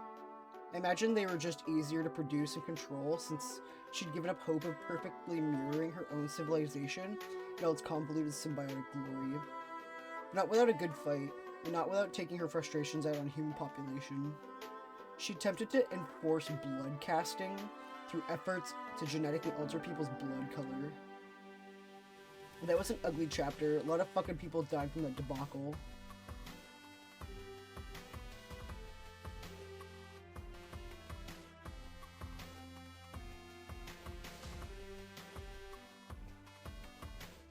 Probably because your voice is still healing from being ick. Over the last 400 years, the population just got smaller and smaller from those atrocities piling up. But she clearly didn't give a shit. All the while, the amount of dry land kept shrinking due to the gradual flooding. Soon there was hardly anywhere left to live, and then that was that. No more people. Damn! Wait! Flooding? Oh yeah, I probably should have mentioned this up front. One of the first things she did while in power was begin melting the ice caps. It took a while, but eventually the whole world flooded.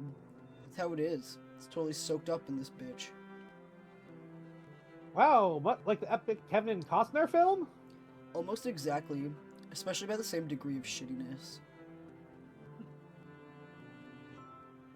Oh man, does that mean you have to drink your own pee? You get used to the taste. Welcome it, even. That takes about 15 days in a row of hard piss drinking, though. Ew! No, dude! No, ew!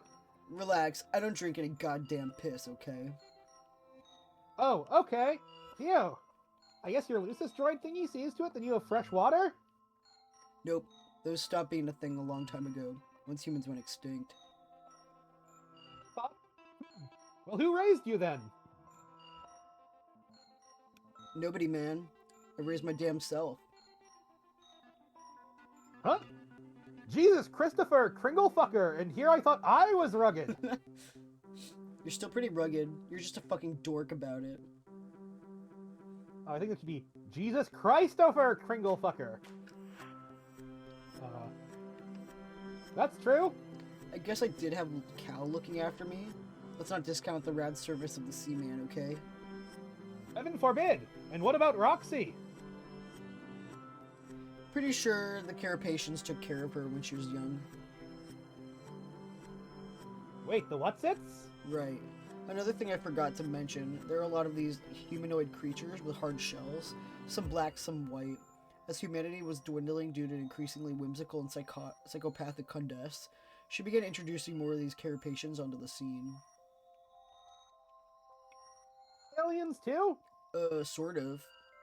They're definitely from other planets, so yeah. Really the deal with where they came from is a whole other story for another time. But the bottom line is at some point, somehow, she started herding a bunch of them from their homeworlds to Earth and multiplying them. Something like 100 years ago, it became clear she favored these guys more than humans her subjects. They're very loyal and seem genuinely dedicated to serving her. Must be what they were bred for. She still treats them like shit though, unsurprisingly. All these colonies started sprouting up, like these modular cities floating on the water. It probably sounds cooler than it is, but they're basically slums. That's where they tend to live in large numbers. Roxy lives in one of these colonies. It's about 2,000 miles from where I am. Good gravy! Those are exotic circumstances. And here I was thinking I had the most exciting and adventurous life. It turns out I'm just some chump on boring-ass Monster Island in the silly old pre-apocalypse. For what it's worth, I think it's gotta be more interesting living in the 21st century than 25th. Like, it's really no contest. You're probably right. I'd be really keen on talking to Roxy about this too. I'm very curious about her experiences as a future lady with all the what's-its, the hard-shell folk. I must say, it turns my previous perception of your lives right on its friggin' ear. Man, she would love to talk to you about this. She hates keeping secrets. It's been killing her to not spill all these fucking beans the way the hell prematurely. What is even your day-to-day business like in See Hitler's water apocalypse? Well, I mostly shit around in my apartment all day, building stuff, reading about history, and flipping out with my sword. Sometimes I go fishing and check out the underwater ruins. She does plenty of useless fucking around too, but at least she's got a neighborhood. She also uses one of her gadgets to gank vegetables and stuff from the past. She tries to feed the hungry neighbors whenever she can scrounge up.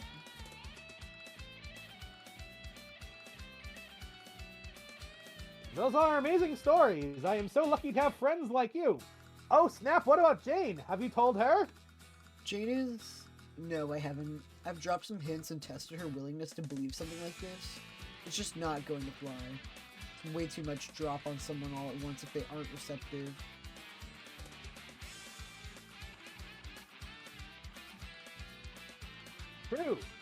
True, but it seems a shame to keep her out of the loop. Well, tell her whatever you want. She'll likely think she's being fucked with. Personally, I wouldn't bother trying too hard to convince her. There's no point in alienating her. Someday she'll be ready to believe things. Wow, I still have so many questions. It's incredible this is all going to happen right around the corner. I don't know if I'm ready.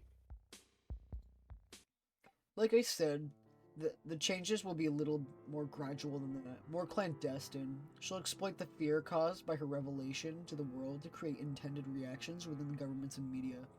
And her agents embedded on the inside will help nudge things in the direction she wants. Then 20-some years down the road, without anyone suspecting a thing, she'll suddenly be in complete control of the Earth. In complete control, and Earth will be fucked.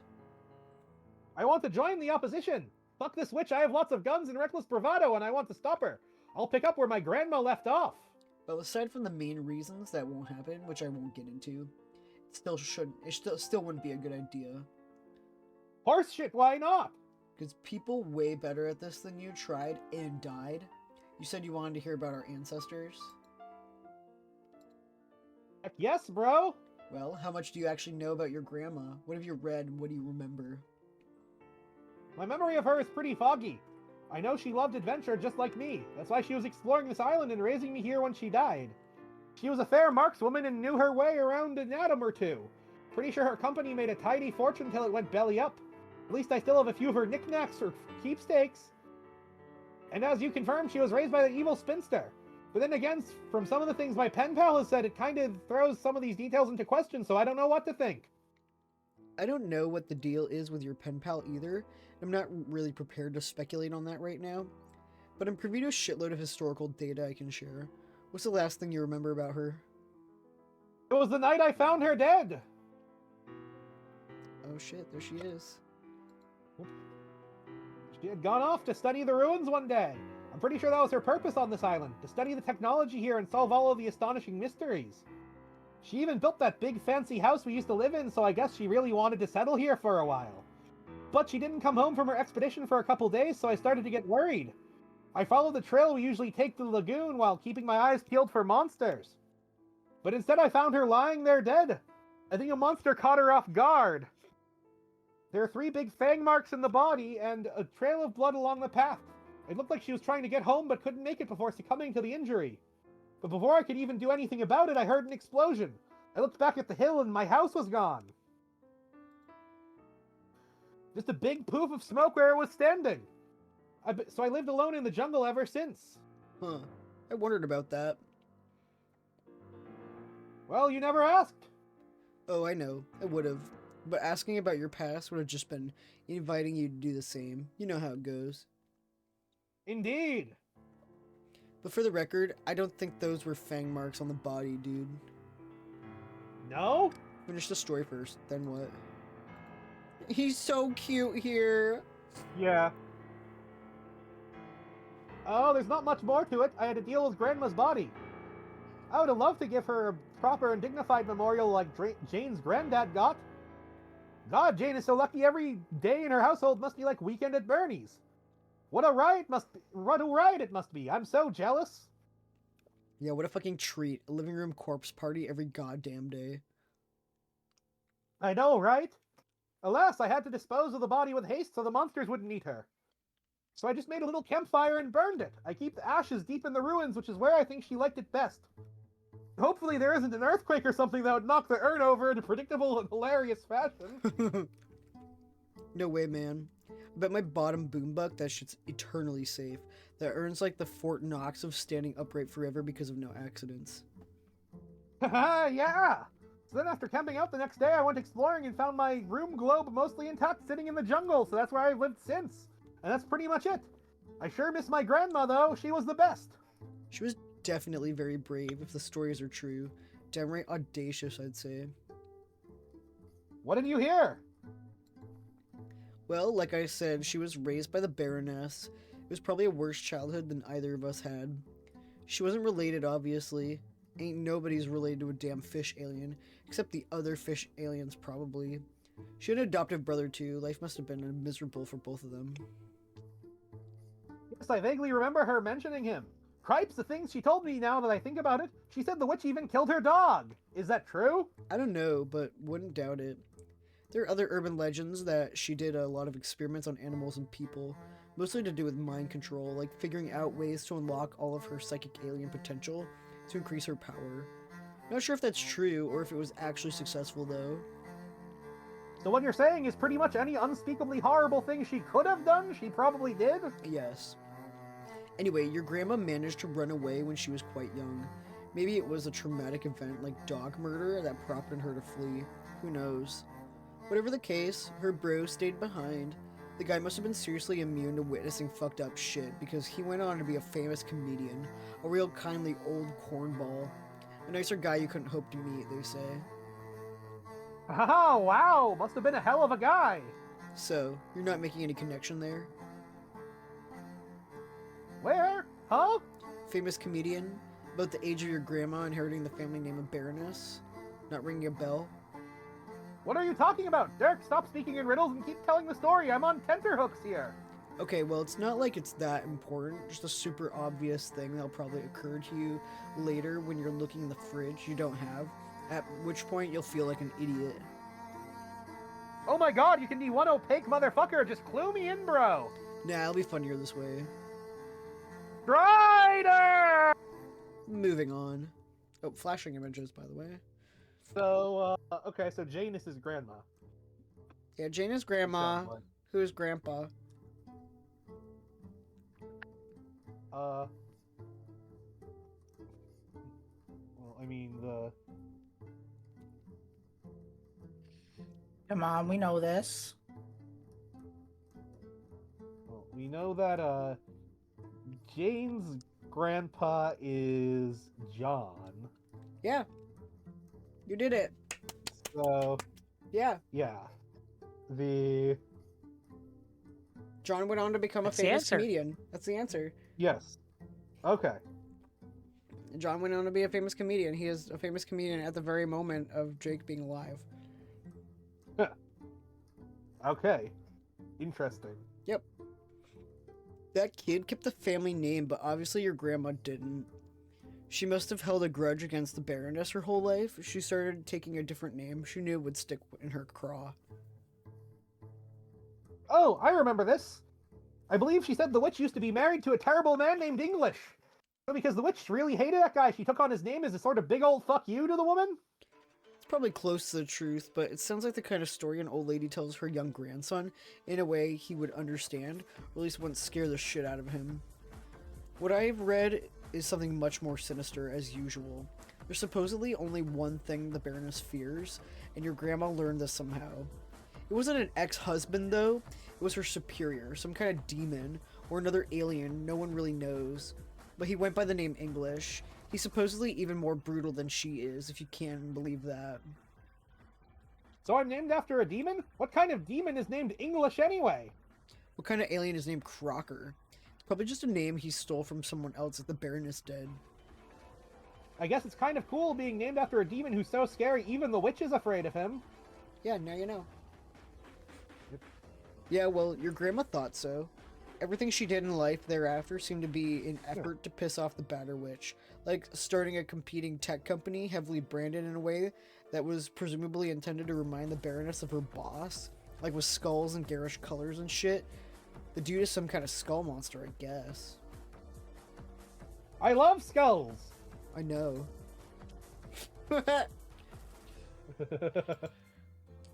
It was definitely brave on her part, but ultimately got a bankrupt company, a blown-up house, and a fork through the torso of her for her trouble. But she must have been the first to understand how dangerous the Baroness was while acting in covert opposition. Others would follow and continue to, as of now, in your time period. These are your ancestors? Yeah, mine and Roxy's were among them. Oh, anyone I've heard of? Of course. All these fuckers are totally famous, obviously. Oh, sure, obviously. We've talked about the guy I'm genetically derived from a lot, actually. Like, you know, every time I've talked about my bro. Gadzooks, of course! With all your future mindfuckery, you made me completely forget about your vaunted Hollywood sibling. I should have asked where he fit into the picture. If you were raised alone, I can be as dumb as a bag of penny candy sometimes. Sometimes. Other times you're on point, like a bag of nickel shit.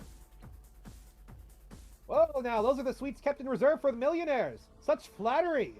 Okay, what we're saying is stop meaning anything, so I'll continue. Right. So then he was never actually your bro? No, that's just kind of how I view him. Alon took a more maternal view of her ancestor. The lady who wrote all of the dreary wizard books, I presume? Yeah, the COTL series. Ever read it?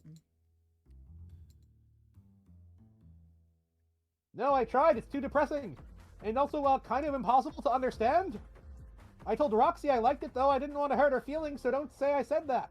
I think I'll wait for the movies to come out. I bet I'll like those better. You don't say. I do say.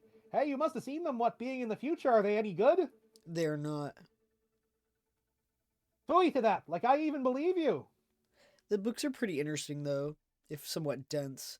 There's supposedly heavily allegorical, veiled representations of cosmic events surrounding the witch and her boss and how all this came about. It's the kind of thing you wouldn't pick up on unless you're someone who understood what happened, like the Condess, which was kind of the point. I think it was her way of letting the witch know, I'm on to you. In the early days of the resistance movement, they both opposed her more indirectly through their art, like critics of tyrannical governments often used to. They had to be careful, didn't want to make big waves too early. My bro did this too with many fine films. Practically everything was a symbol for something, either in mockery of the Batter Witch or conveying some hidden message to its audience. Each film was always rigorously picked apart for its head-scratching symbolic meaning. But he managed to accomplish all that without ever compromising the purity of his ironic vision, which I think was admirable.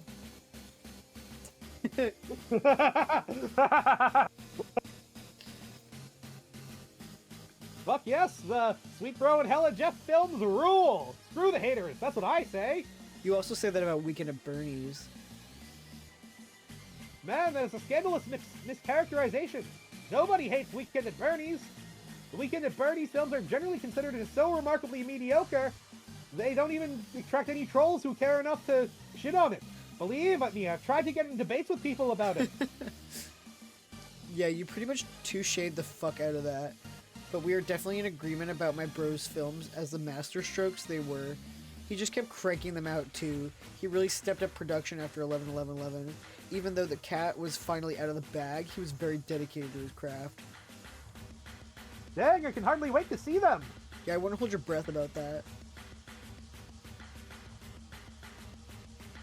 Why not? Man, fuck it, I'll send them to you. Huh? Just keep a lid on them. We don't need any weird causality shit rearing its head here. That would be dumb. I will guard each glistening compression artifact with my life, as if a jewel pilfered from a tomb. Which was the last you saw? Well, There was Sweet Bro and Hella Jeff the movie, and Sweet Bro and Hella Jeff the film. Oh yeah, and S. Bahaj the Moval. I think S. Bahaj. I think Sweet Bro and Hella Jeff the movie is still in production, right? Or Sweet Bro and Hella Jeff the Moy is still in production, right? But honestly, I get confused about which particular misspelling is attributed to which film, or if I'm even getting the spelling right. The key to sorting it all out is to understand it doesn't actually matter. Through video streaming services, he frequently set it up so that buying a certain title would ship you the wrong film, and often titles from movies were available for sale that just straight up didn't exist, or would be sold for dollar amounts that made no sense, like $2.89 $891.1 and sometimes buying a download would actually deposit money into your account instead of deducting from it. It was all part of the experience. Your forebears are certainly entrepreneurial, if nothing else. I can get behind the idea of making a killing if it means I also get to be as good at doing adventures as I hope to be. Did they ever bring the battle to the witch's doorstep, or were the blows dealt strictly through public masquerades and theatrics? Yeah, they got pretty deep into the shit eventually. They both very skilled combatants. I'm pretty sure she had some weird powers too. Powers, you say? Communion with occult forces, something like that. She knew things, had visions. That's why she was able to write those books. And more importantly, why Roxy and I were able to survive here. Oh. They knew we would be here someday, so they prepared for our arrival. I live in what used to be my bro's old apartment 400 years ago. The whole city is gone, but this one unit was somehow protected. He left some supplies for me here, like a lifetime supply of orange soda in the crawl space, along with a fuck ton of Sweet Bro and Hell Jeff merch. It was like discovering my own personal holocaust of bulbous jutting bottoms. Plus some weapons, some other gear, and a killer pair of shades. Roxy's mom used to live in her place too, and left some stuff she might need laying around. This was before there were carapacian colonies though. I think her house must have been a kind of kernelized structure, like a potential colony, something built to undergo modular self-replication if activated. I'm sure her mom knew that. It's been a good way for Rox to blend in. I stick out like a sore thumb here, of course, but it hasn't really been a problem yet.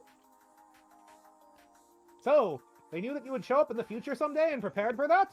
Doesn't that mean they also knew they weren't going to be able to stop the witch? Probably, but they weren't down fighting anyway. They went down fighting anyway. Wow. Wow, that's brave and kind of sad. Yeah, but wouldn't you?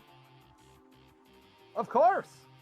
You always go down guns blazing. That's what a hero does when he loves adventure and has guns. If there's one thing that movies have taught me, besides the fact that the guys using a corpse as a silly puppet is friggin' hilarious, it is that fact. It's not like the rebellion was totally futile. They took a lot of shitheads down with them. Who? Sympathizers. Ah! Just the thought of such scoundrels turns my stomach. They should. In order for you to understand, I'll have to fill you in on the ridiculous final grasps of human civilization taking place over the several decades leading up to this absolute enslavement. The decades which immediately followed the rebranding. Get ready. Oh, man.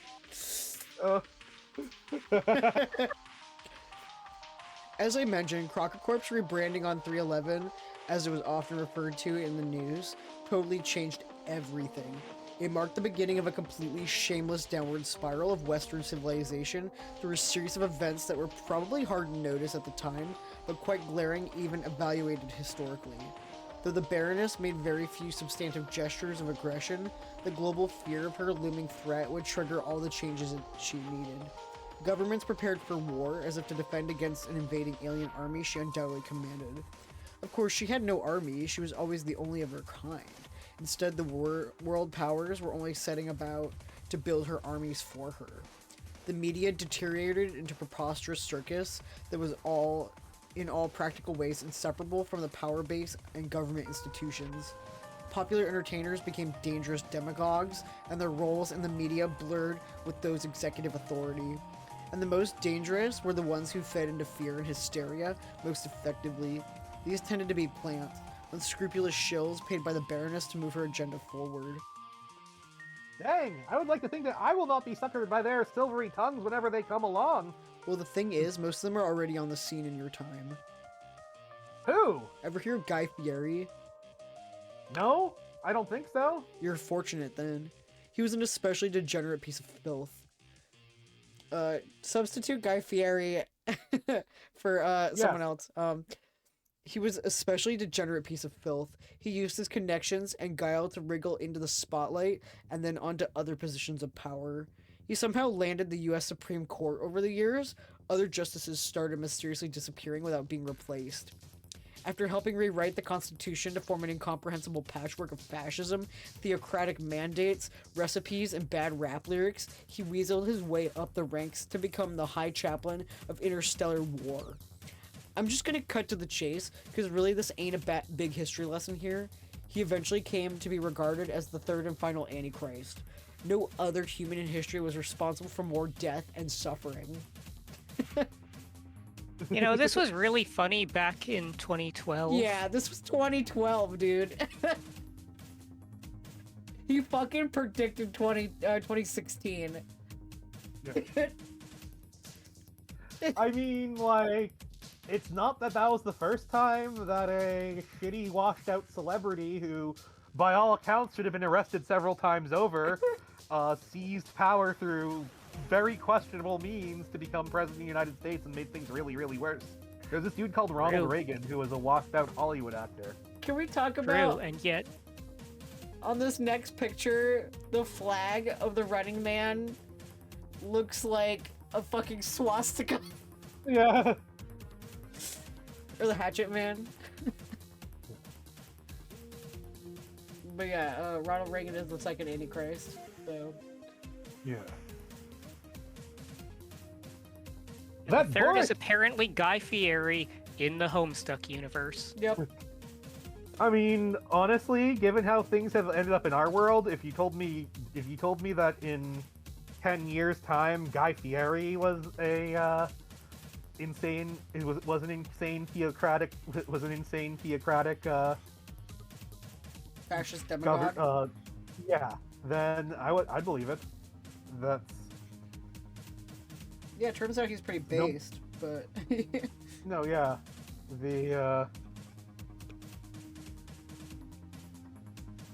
Anyway. I mean, like, 1980 and prior, the same could be said of a certain brainworm man. Yep. Yep. So... That's the point of it. Yep. That boorish cur! Yes, that's exactly the phrase I would use to describe someone responsible for the extermination of 5 billion people. It was just so uncivilized of him. Such an atrocity be allowed to happen? Was his personal magnetism really that overwhelming? Maybe overwhelming in the wrong direction, yeah, but it didn't happen overnight. It was a gradual decline in the integrity of the system that allowed it. Eventually the wheels came off and the political scene mirrored the absurdity of the media circus. By the time Presidents Jay and Dope were elected, Western civilization had officially fucked itself over forever. I think everyone knew it. Oh no! When does that happen? 2024, the last free election the world would ever see. Honestly, Homestuck's utopian future sounds way cooler than ours. Yeah. Their plunge into fascism is led by the insane clown posse and Guy Fieri. How did Hussey fucking know?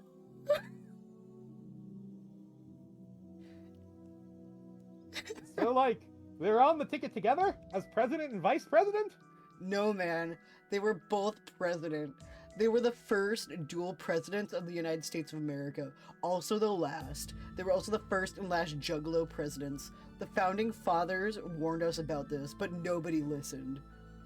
They did? Warn us about what exactly? The mirthful executives. George Washington had prophetic nightmares about them. He tried to warn people and get language amended to the Constitution to prevent it, like forbidding the election of what he famously described as a pair of salty bards, or unruly gestures given the sweet drink. But everyone just thought he toked too hard on the colonial cannabis or whatever. I'm not sure I follow. These are like clown presidents or such? Yes, they were a shitty rap duo from your time, but they ran a hell of a campaign. By then, the Juggalo Party had gotten huge. While the numerous other candidates split the moderate vote, they retained a very energized and devoted base. You could say their party had a big tent. Okay, you know what? That I begrudgingly have to admit that's a pretty good one. So fucking good. Because it almost feels like that whole page is just a setup for that line. Yup. And I have to admire dedication to a gag. Like I said, like, Andrew Husky's a cunt, but he's a genius writer. Oh yeah, very, very, very, very talented at character writing, excellent vocabulary, good sense of comic timing. Yep.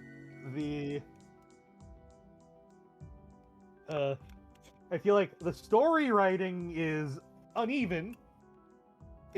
We're on a pretty good wave of it now, but I've heard this is not the last. So,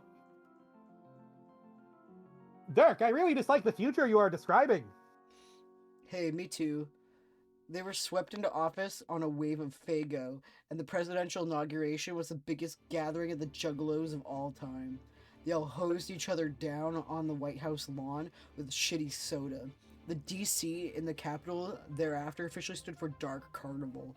Of course, their campaign was helped considerably by having support from the Baroness. In retrospect, people developed the impression that it was all part of her sick sense of humor. There was a sense that she just loved the idea of delegating the extreme subjugation of the world's population to a pair of demented clown rappers. Some have speculated this was just another way she was attempting to resurrect her previous model of governance. Though this seems kind of far-fetched to me. Who the fuck ever heard of Alien Juggalo? To me, this is about as stupid as the crackpot theories get. I still don't really know what a juggalo is. Do they juggle? I don't know why my picture's not loading. Oh, there we go. Yep, so there's Dave having a strife with the ICP. Yep. The big tent. Yep. Don't worry about it. People were less prepared for a double juggalo presidency than they ever imagined. I'm not even going to get into all the horrifying details, trust me. You just start to feel dirty reading about it. From the moment Fury held up the Bible to swear them in, and the three of them proceeded to publicly defecate on it while freestyle rapping lyrics, that was it. Everyone in the world watching it on TV just said, well, show's over, civilization was pretty cool while it lasted. The next several grueling terms of their presidency was a weird combination of authoritarian practices. The Baroness used it as a puppet regime, while still basically giving them carte blanche to carry out their idiotic whims. Fago was pumped through the plumbing instead of tap water. The new national pastime was having type 2 diabetes, and the national anthem was replaced by a 3-minute high reverb audio clip of President J farting into a microphone while laughing. Chaplain Fieri was authorized to set up the death camps in which anyone on the planet could be imprisoned if they were not deemed sufficiently mirthful. Ah, so Orville's mom goes first! And so the cleansing began, priming humanity for its new ruler waiting in the wings. This was when our ancestors had enough. The resistance movement had failed, but they could at least bring the war criminals to justice. My bro finally caught up with the presidents and challenged them to a duel. They accepted, having for years regarded him as a cocky rival rapper who failed to show them the proper respect. In their arrogance, they invited him into the foul belly of the carnival, believing they could teach him once and for all what it truly meant to be down with the clown. For centuries thereafter, the survivors of the Holocaust would cite the rooftop showdown as one of the most heroic moments in human history. Hell yeah! He killed them both. Unfortunately, as they were only figureheads, no liberation followed. There would be no parades in the streets or statues cast or medals awarded. The few witnesses would report seeing only a man with a sword on a shitty skateboard gently rising into the night sky. No one ever saw him again. Meanwhile, Roxy's mom was tracking down the High Chaplain. His crimes had already been committed. She couldn't repay them by any stretch of the imagination, but she could wipe the blood-stained grin off that fat bastard's face. This awesome shot of Guy Fieri Yeah. with the fucking knitting needles in his face. Yeah. She gouged his eyes with a pair of needles. And then she's writing it down just like the way Rose rides the ogre. Yeah. Yeah. And rode his torso to the bottom of the bloody falls. Reports of what happened to our ancestors after that are sketchy. There were no eyewitness accounts I've found, but some believe they regrouped and confronted the Condess herself. With all her high-ranking officers dead and the human population decimated and sufficiently groomed for her arrival, there was no reason to stay behind the scenes anymore. After those dreadful years of putting up with a more vulgar brand of authoritarianism, when she finally stepped forward to claim her throne, it actually came off as somewhat dignified, elegant in a way. She was no less severe, but at least she knew how to act like an empress. But even if they did manage to confront, there was no way they could win. She had too many crazy alien powers. Her boss supposedly had jacked her power level through the roof. I even heard, and don't quote me on this, that she may have been over 9,000. The Betsy. That figure is just absurd. Yeah, and that's not even to speak of the generic smorgasbord of other powers she was rumored to have. It gets hard to separate the fact from urban myth. But, for reference, if you want to believe it all, just picture all the X-Men combined into one sexy fish woman in a skin-tight suit. Whoa, mama! Whatever actually went down, they surely both dead now. I guess it had to happen like that, though. There's no way the Condessa would allow us to be born within a century of our genetic forebears. The thought of that was completely disgusting to her. But I really would have liked to be able to meet them. I guess some things just happen to be too awesome to ever stand a chance of happening. Yeah, I know the feeling. Wait, What? Dirk, didn't you tell me at some point that you did find evidence the witch killed them? As of now, no. Are you sure? I swear I remember you saying something about that. How could I have said anything like that before today? This was obviously the first time I mentioned any of this. Oh, I'm just having the nuttiest deja vu thing going on now. I feel weird. I guess I'm mistaken. Never mind. Uh-oh. Okay, I will disregard your anomalous observation for now. Continue conversing as if it never happened. Good plan. Anywho, that's a heck of a tragic and thrilling tale, Dirk. I'm still totally cockeyed and catawampus about it all. I don't even know what to think. But you believe me, right? Oh yeah, every word of it. Wow. Why shouldn't I? You are my friend and I trust you.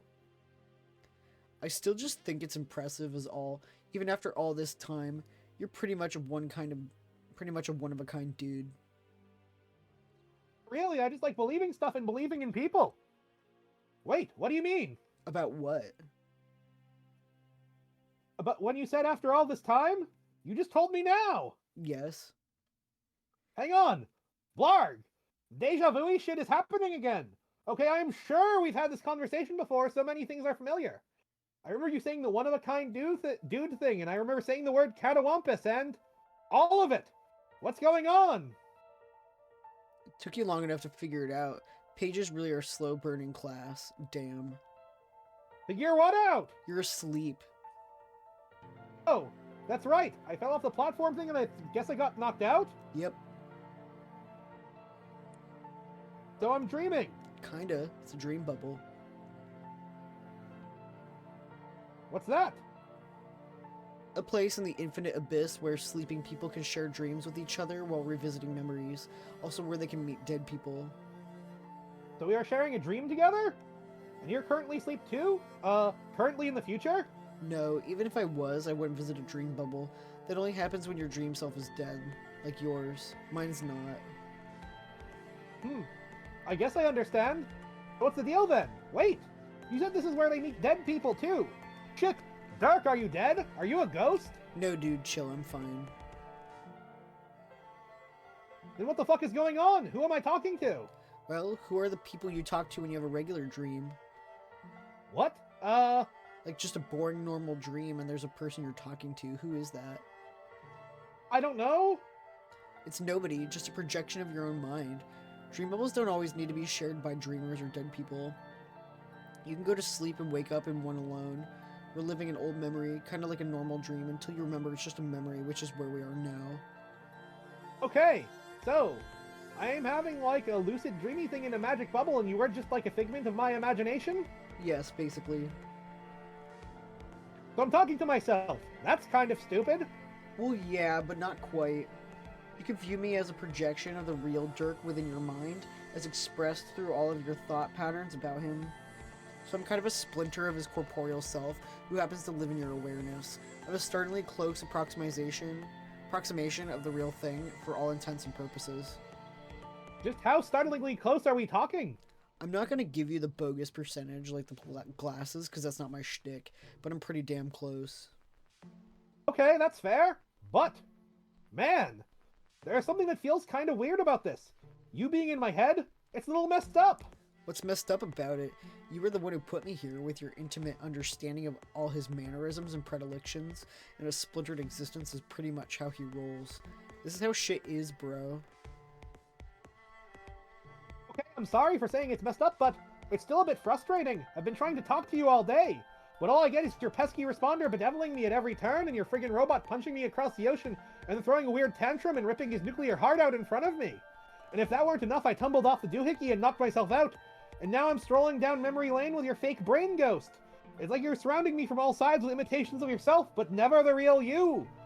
Cheese and fucking crackers, when do I just get to talk to the actual Dirk? Jake, what do you even know about someone's actual self? What makes it actual? What is actuality?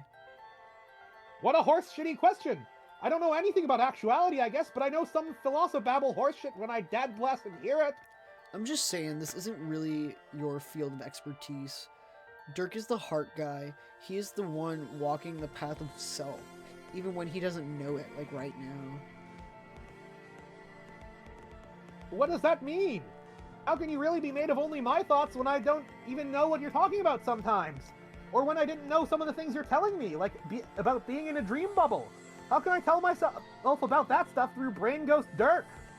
Who says you don't know those things on some level?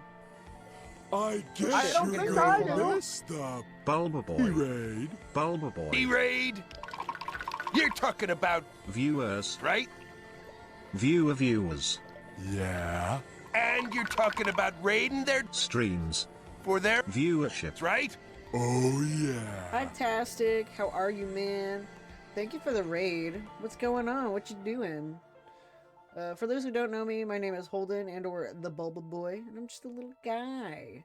I play indie and Nintendo games, but today is every other Saturday we're reading Homestuck, which is a air quote web comic, multimedia web comic experience that was very popular in the 2010s, and Orville has never read it before, so Orville is here losing his virginity every other Saturday. Yes. So we won't be as responsive to chat, and we'll mostly be focusing on reading the story. But thank you for coming in, and I appreciate you coming in with the raid. Let me know how your stream was, and I'll respond when I can. Alright, go ahead. I don't think I do. I have no business knowing these things. Pages have a lot of untapped potential. That's practically all there is to the class, actually. But when they eventually find it, look out. And the ones who deal in hope, shit, man, I'm scared of you already. I'm not even real. Are you sure you aren't real? No offense, but I kind of get the same smartass vibe from you as I do from the responder. Like, I have the same basic personality as Dirk, but without any accountability or anything, so let me just be kind of flippant and mess with this Jake fella's head. You know what I'm saying? Yes, that's a surprisingly decent observation about me. Yeah, see, I think I maybe did a little too good of a job brain cloning you. This is way too much like talking to the real fake Dirk. Holy cow, what a dumb sentence that was. You did do a good job. A perfect job, in fact. Untapped potential, remember? I don't think one of Dirk's splinters could exist nearly as well in anyone's mind other than yours. Well, that's just spiffy for him, but I'm starting to feel somewhat like I'm being haunted by you now. I just want to talk to my real buddy, And by real, I just mean the original guy. What do you even want to say to him? Oh, I don't know. It's not like you can keep any secrets from me. Oh, it's not sorry. like you can keep any secrets from me here. I pretty much am your brain. Ah, don't say it. No, don't say that. That's so weird. You do realize he's coming for you, Dirk, in the real world. The man has his designs. Yes, I know. Want to talk about it? With you? No, that's like talking to him about it, which is like really jumping the gun, I think. What better chance is there to try talking about it than with a stunt double for your hyper-aggressive suitor within the safety and privacy of your own mind? But I can't yet. I just can't. There's some feelings I'm not sure how to put into words yet, and doing it in front of you, whether you're a stunt double or brain puppet or whatever, just makes me feel uncomfortable. So there are feelings you don't want to try to put into words, even while you're dwelling entirely within the realm of your own mind? Yes. What is so hard to understand about that? What about the spider ghost? Huh? The girl you saw? When you got fucking clobbered by Dirk's robot and passed out, you dreamed about a spider ghost alien girl. Oh yeah, what about her? You like her. Man, what? That's dumb. I saw her for 3 seconds and she waved at me and I woke up.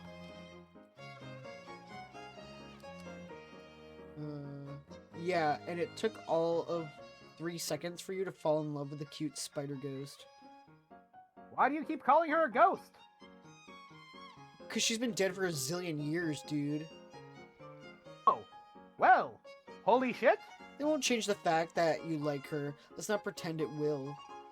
You're going to make things complicated for yourself.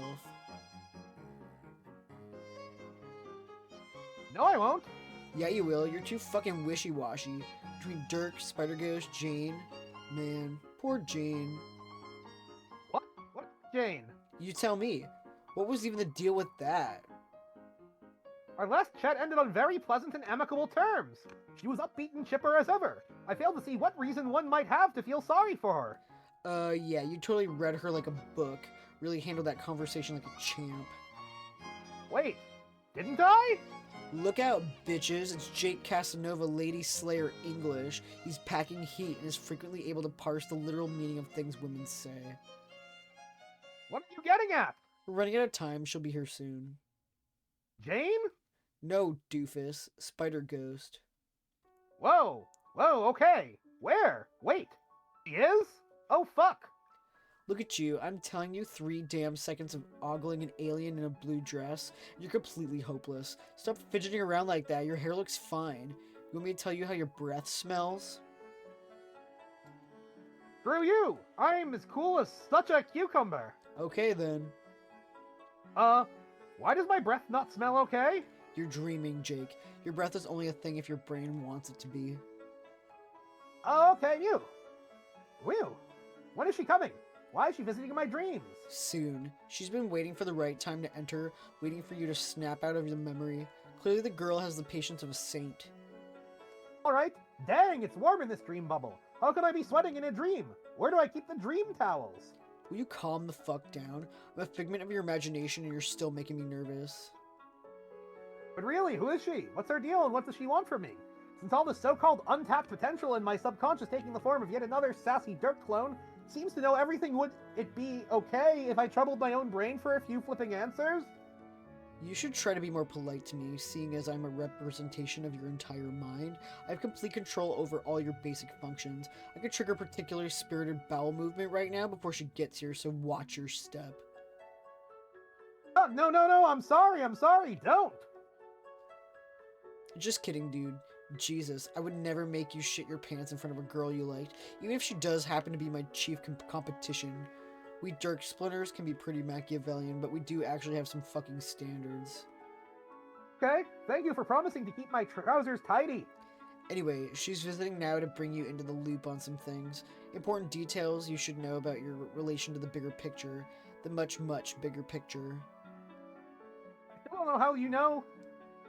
Or, excuse me, my brain knows this stuff. Because I'm a page? What? How does that make sense? And also, if you know the things she'll say, why don't you just tell me the things? Intuition and subconscious mind. Intuition and the subconscious mind are powerful things when harnessed the right way.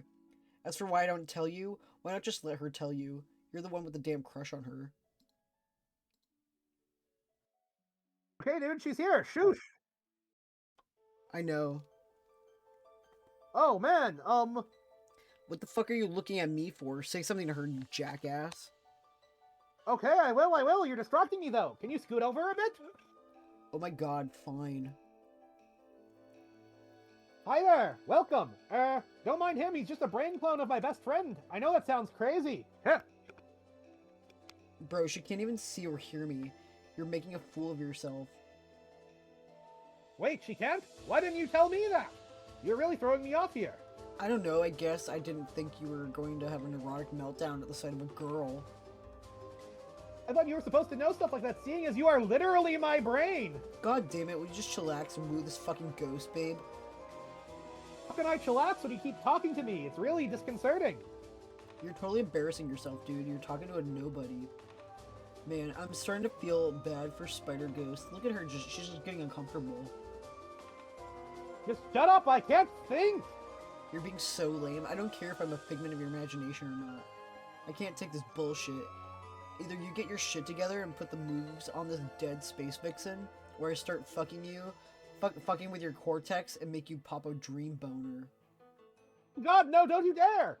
You don't think I'll do it? No, please, do not give me a boner, Dirk! Sorry, Jake. The plan's in motion. Next stop, Boner City. So that was the plan all along? To give me a boner? And you got one. That's a Nicolas Cage reference. Well, this also is just basically the Joker's Comedy of Errors, the greatest Batman story and probably the greatest comic ever written by human beings.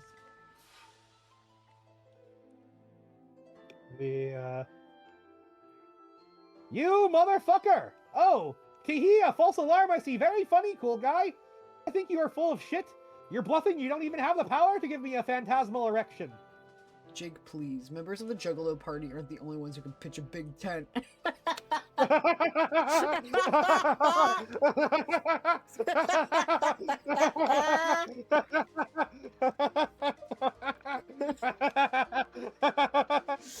Oh, the setup.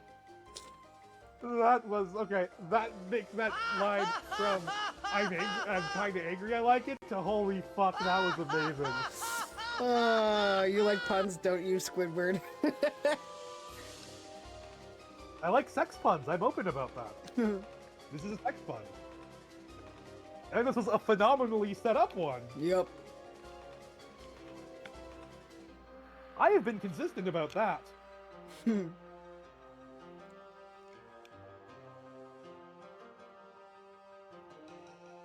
Then go ahead, make my fucking day. I'm ready for you. You think I'm afraid? I'll take your boner magic like a man.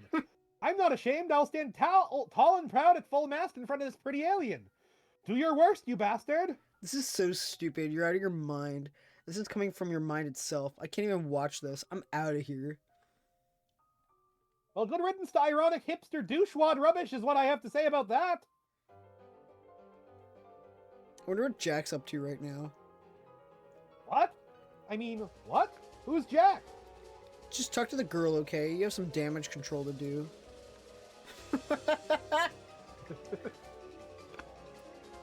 Now, I know Vlad always says this, but I think this is an excellent time to take a break. Because there's only two things we've done today, which was playing Homestuck and then learning about Guy Fieri Juggalo Carnival of Government. Yeah. So I'm gonna go get Go some piss, water. go refill drinks. The better Ku Klux Clowns than the Ku Klux Clowns we got in our world. Alright, let's go stretch. Okay, we'll be back.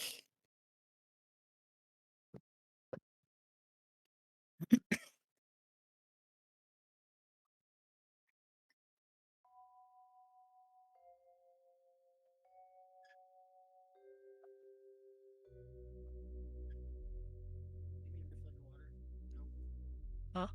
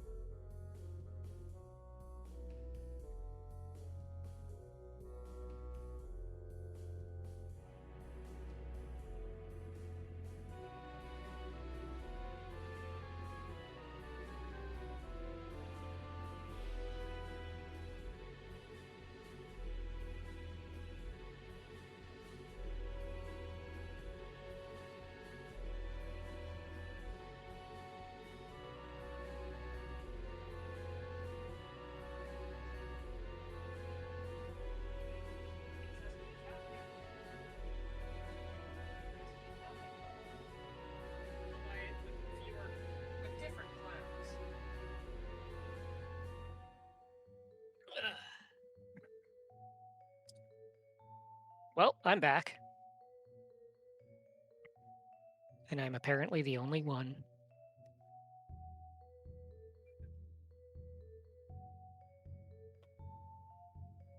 Okie dokie, I'm back. I'm chilling.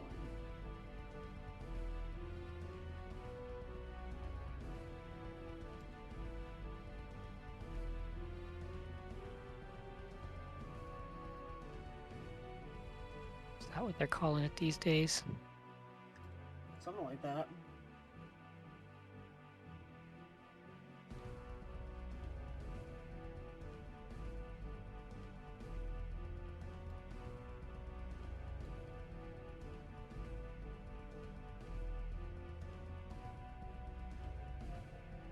Wow, there's still so much of this sub-act to go. Yeah, we knew it. That's how this works. Yeah, because I said it at this before stream that there's 443. So like something we could get done in 2 streams, but I don't know.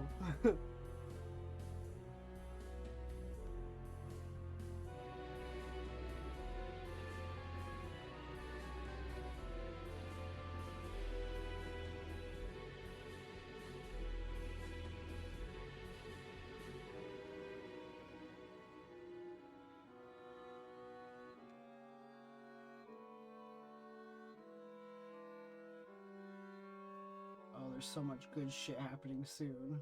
Oh man. Okay, I'm back. What's going on? I'm just saying that there's so much good shit coming up. Like I'm looking ahead Okay. at what parts of the story are gonna happen soon. Okay, so we still got good to look forward to before it gets bad. Yeah. Because I do know it eventually gets bad. Yeah, again. we have about Or 1,000 pages really left before bad. it gets bad. Okay, that's promising. And That's even then, promising. given how this is aged, who knows how that will have aged? Yeah, exactly. I don't know how it will feel. I mean, from what I understand, it's just the typical over self-indulgence meta commentary, just collapsing in on itself into a singularity of that stuff. That feels like it would be pretty insufferable from Hussey, honestly. Whose brand has been constantly already walking on the tightrope of.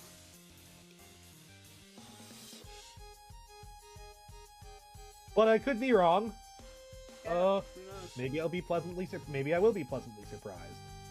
Yeah, I'm with Nana that maybe it will have aged well. I don't know. No, yeah, it's possible it'll have aged into being appreciated like a fine wine or a British actress. It's also entirely possible that it will be, I can't take credit for that line. That was said by Troy Steele, who did Blogger Beware. He's kind of like the Dave Weiner of non Choose Your Own Adventure, of non Give Yourself Goosebumps books. His blog went down, but is preserved in some form. And basically, he's like the best way I could describe him is that he is, or at least how he came off online, like a decade ago. Probably like 15 years ago at this point. No, not 15 years ago. 2000 was 10 years ago. I have to tell myself that, or I will collapse into a pile of dust. Is Vlad back yet? But seriously. Yes. Oh. Alright. But just long story short, kind of like the love child of Dave Weiner and Dave Strider. If you can imagine that. Badass but insufferable. Yep. Yes. Alright. So this page that we're on, Hussey's very first adventure was called Jailbreak. So this frame is set up the exact way that Jailbreak is set up. Okay, yeah. It just keeps happening, bro. Yeah. Yep. Anyway, You wake up locked in a... Oh. go ahead. Oh. You wake up locked in a deserted jail cell, completely alone. There's nothing at all in your cell, useful or otherwise. Jack, attempt to pry open window. There are no objects around with which to pry open window. Look at that. This frame is precisely identical to the previous frame. You advanced nothing whatsoever with that dumb idea. Do you realize that this adventure is nearing 5,000 panels? And now we have to watch you flounder around in a jail cell for God knows how long? Exactly how many panels do you want this to go for? Go on for? Over 9,000? Nobody wants that. Nobody even wants to hear the phrase over 9,000. You need to begin making better decisions if you want to escape. Jack, get key. What you did not understand about the statement, there is nothing at all in your cell, useful or otherwise. There is no key.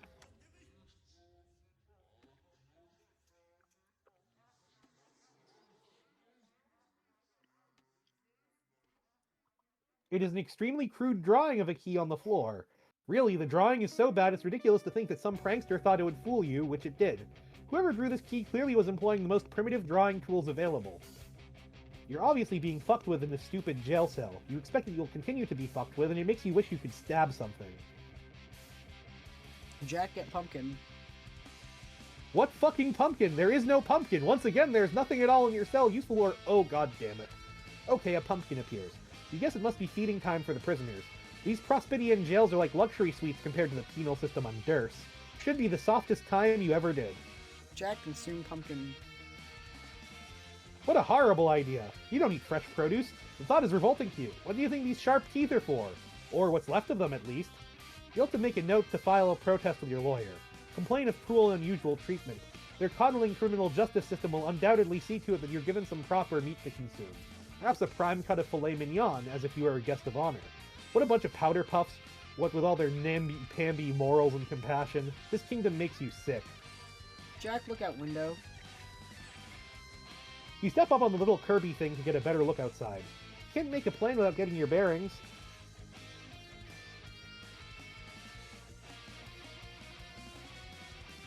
A lone sentry is on duty below. You shout a few obscenities his way. You wonder aloud what a guy has to do to get a decent meal around here. Hey, you're talking to that guy. It's no use, though. He ignores you. You look at that stoic face, the unshakable discipline, the stalwart sense of duty and pride. This is what it means to be a member of the Prospidian Royal Guard. What a load of shit, you grumble to yourself, but loud enough for him to hear.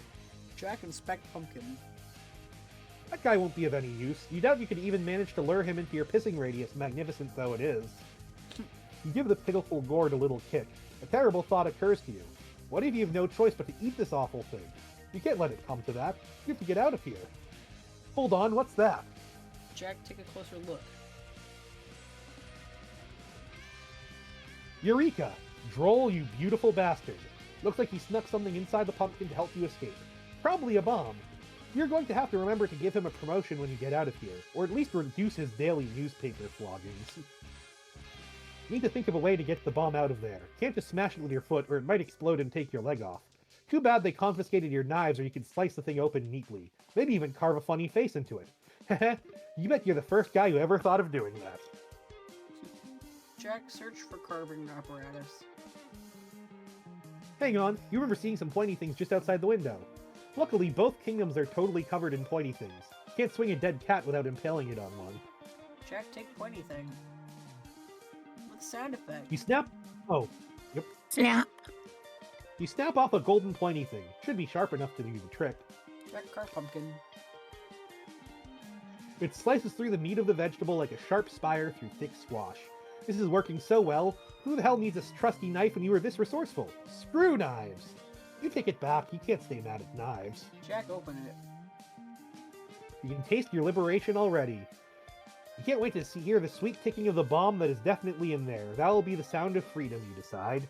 You pull off the lid to reveal a whole bunch of knives.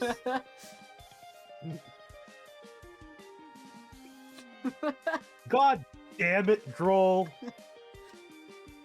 Sound effect, sort of? So dumb. He's not the sharpest tool in the shed.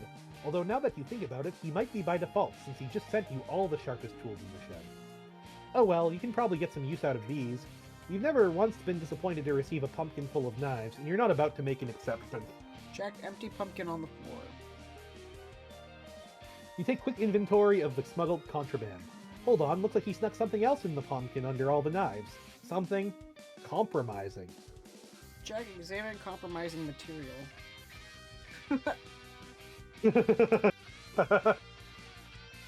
The droll knows what it's like spending long, cold nights alone in the clink. A man needs a little reading material to keep him company, if you know what he means. Your skin wasn't made of polished jet black carapace, your cheeks would be turning bright red. No one can ever know about this. You must destroy the evidence, or disguise it somehow. Jack forged blade out of illicit literature. That is a reference to something in Problem Sleuth where he makes a knife out of pornography. Okay. None shall be the wiser. It is the perfect crime. When you bust out of prison, you should be locked right back up again because of how perfect this crime is. Jack, throw a knife down there to get that guy's attention. That should get the guy's attention.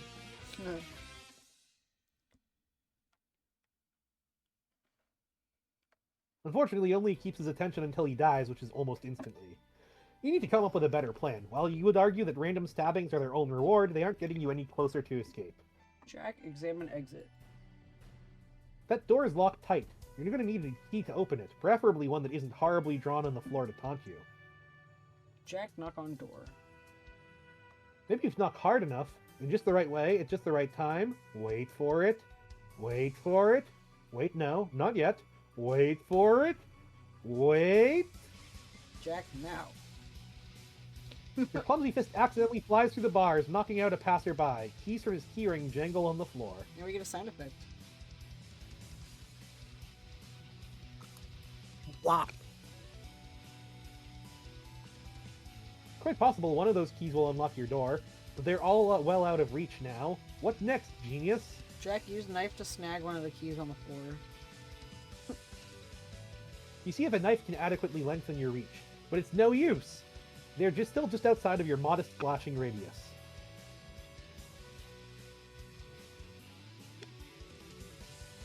No dice, we need a different approach. Wait a minute, another guard notices your unauthorized tomfoolery and radios for backup. Jack, beckon other guard over. He looks none too pleased by your misbehavior. This will surely result in reduced rations. You can expect to find a slightly smaller pumpkin in your cell come sky or rise, mister. You keep beckoning him, just a little closer, a little closer. Jack, convince second guard to pick up keys for you. Use a little persuasion to see if you can get him to... Jack, no! That's not how you convince someone to do something. You're supposed to save the stabbing until after you intimidate him into doing what you want. How exactly is a dead guy supposed to pick up some keys for you?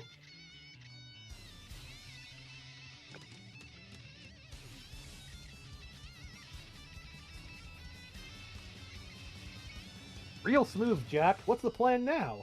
To bury the keys under a growing pile of torsos? This is turning out to be the second shittiest jailbreak attempt anyone has ever seen. Jack, look around room. First, I assume, being the thing this is based off. Yes. The only remaining thing in the room worth noting is in the other corner of your cell. Just a transport pad prisoners are supposed to use as a waste receptacle. These were decommissioned in Durst prisons a long time ago. Too many prisoner suicides and severed heads showing up in the waste bins. None of those auto-decapitations were authorized with the right paperwork, so privileges had to be suspended. You hear the door open and slam shut. Someone else is in your cell. Jack, welcome guest. Looks like the sentry phoned downstairs for a little muscle. It's one of the regulator lugs they use to keep the gen pop in line. This guy has an itchy baton wrist and that look in his eye you all know all too well. He's not leaving this room until one of you is good and bloody. Jack, be the other guy. You attempt to be this guy down here, but you can't be this guy down here because he's dead. But it does serve as a convenient cutaway for the vicious beating that is currently taking place in your cell. We don't need to be watching that kind of prison brutality. We take our sweet time looking at this dead body while terrible noises can be heard from your prison window. Okay, that should be long enough. You can stop being this guy now. Jack, stop being that guy. With sound effects. You stopped it. Bang, bang, bang, bang, bang, bang, bang, bang, bang, bang, bang, bang. You stop being the other guy in time for us to see that you've just finished quickly and cleanly subduing the Jack. Jack, the man is dead. Stop that. Jack. Jack. Jack. Jack apologized to the guard's body. You start to feel sorry for stabbing that guy with 7 knives in the back and bashing his face into the door 89 times. Well, maybe not all 89 times. For the first 88, you felt pretty good. But by the 89th face bashing, you were definitely starting to feel pretty sorry. And by sorry, you guess you mean bored. Anyway, you mutter something under your breath that could easily sound like an apology to someone who wasn't listening very well. Jack, give Guy a proper funeral. Whatever the state of your contrition might be, there can be no question about it. A man dedicated to royal services deserves a proper and dignified funeral. However, since there's no casket in your cell that is nearly big enough for this lug's hefty torso, you will have to improvise. Jack, seek alternative casket. You sever the guard's head with your most trusted of all trusty knives and begin sizing up that hollowed pumpkin. It'll definitely be snug, but you think you can make it fit. Jack, make it fit. You don't care what anyone says. You say this pumpkin was made for this fucker's melon. Fits like a damn glove. Jack, close it up. Perfect. The textbook burial for a man of honor and distinction. The sacrifices made by our public servants don't get anywhere near the respect they deserve, you think. Jack, bring casket over to receptacle. His funeral will not be complete without a proper send-off, but a stinking garbage dump is no place for the head of a brave soldier to rest. No, you first must make some modifications to the device. Doing hard time behind bars will motivate a man to learn a trick or two when it comes to systems like this. Jack, pry open panel with knife. You open it and switch a few wires around. There. Now instead of a nasty old pile of rotting pumpkin matter, the destination should be the throne room of the Prospidian Palace. Surely the Queen will want to be alerted to the noble sacrifice of this brave warrior so that arrangements can be made to honor their hero. Jack, send him off.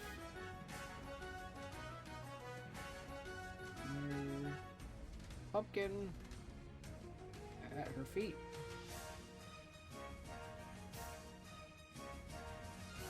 You can hear the door open again, followed by the sound of surly footsteps. Could that be another glutton for a good face bashing has decided to visit your cell? Jack, greet visitor. Ah, you see, it appears there are quite a few said gluttons this time. Settle down, gentlemen. There are more than enough face bashings to go around. It's like the girl on the couch meme, almost. Jack, quick, be the other guy again. You be the other guy again while they beat you senseless. Other guy be Jake. Suddenly you aren't the other guy anymore. You couldn't quite be the other guy anyway since he's dead, even though deadness hasn't really stopped us from being guys before. Nevertheless, the dead guy starts being Jake, who is not a dead guy. Well, his dream self is dead, but his non-dead, non-dream self isn't, and that's the guy we're being, a guy who is asleep. That non-dead sleeping guy is presently talking to a non-sleeping dead ancient spider ghost, who long ago earned the achievement badge, Gift of Gab, and boy does she know how to use it. Jake, attempt to get a gab in edgeways.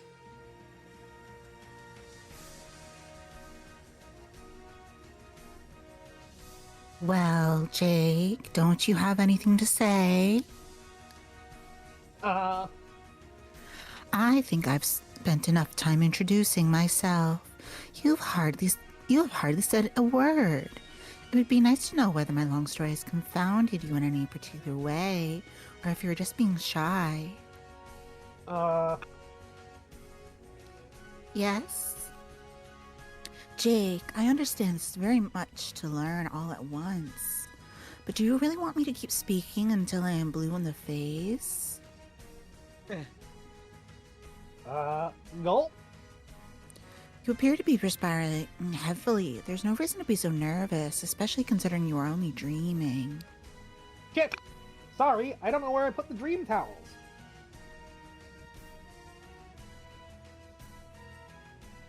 It's okay. Well, at the risk of talking about myself a little more, I feel it would be dishonest not to confess. What? I am a fairly gifted psychic. Whoa, really? Yes. Like you can see the future? Are they ghost powers or troll powers? Or wait, shucks, that's a dumb-sounding question. No, that was a fine question. They're troll powers. Sometimes those of my blood type will have them naturally. And no, they are not prognosticative abilities. They let me access another's mind in a way that can be terribly invasive if abused. Invasive? Yes, including the ability to control minds when exploited fully. Uh-oh. But don't worry, they don't seem to work the same way on your species. They're considerably weaker. The most I can do is get an empathic impression of your emotional state. So I would speculate that you are shy or nervous. It is because I can sense that you are. Oh man, you're kidding. So much for trying to be cool, I guess. Although I probably blew that when you saw me yelling at nobody about boners and stuff. I wouldn't say that you blew it. But that was certainly odd. Who were you talking to, if you don't mind my asking? That was like the brain ghost memory splinter of my best friend Dirk, who was stuck in my head and you can't see. And he was kind of hassling me and trying to get me to talk to him about how his real self is a thing for me, but I kind of think it would be weird to talk about to his brain imposter about that, at least for now. And then you showed up and you caught me at an awkward moment when he was threatening to make some bodily functions happen in front of you as a joke, which would have been embarrassing as all blasted heck. But now it turns out you can read my mind too, so I'm surrounded by brain invaders. You seem cool, Aurania, but when am I going to wake up? I am not a brain invader, though. I said I can only sense your emotions. I think it's polite to let people know before long. Otherwise, I begin to feel a bit underhanded. Yes?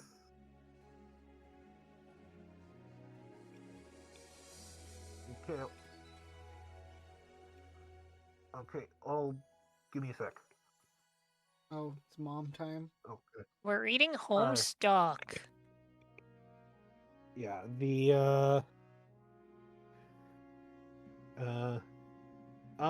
gotcha. But what should I talk about?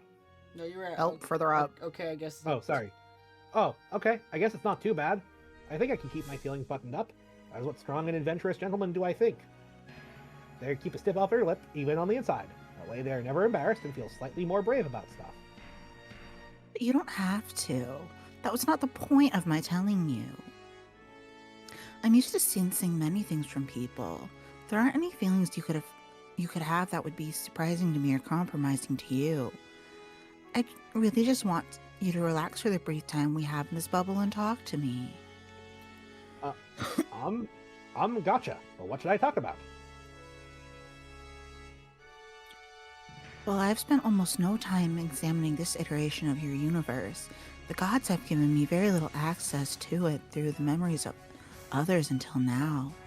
I believe they are finally beginning to bridge the divides between long, estranged compartments of reality, allowing previously unintroduced parties to intermingle.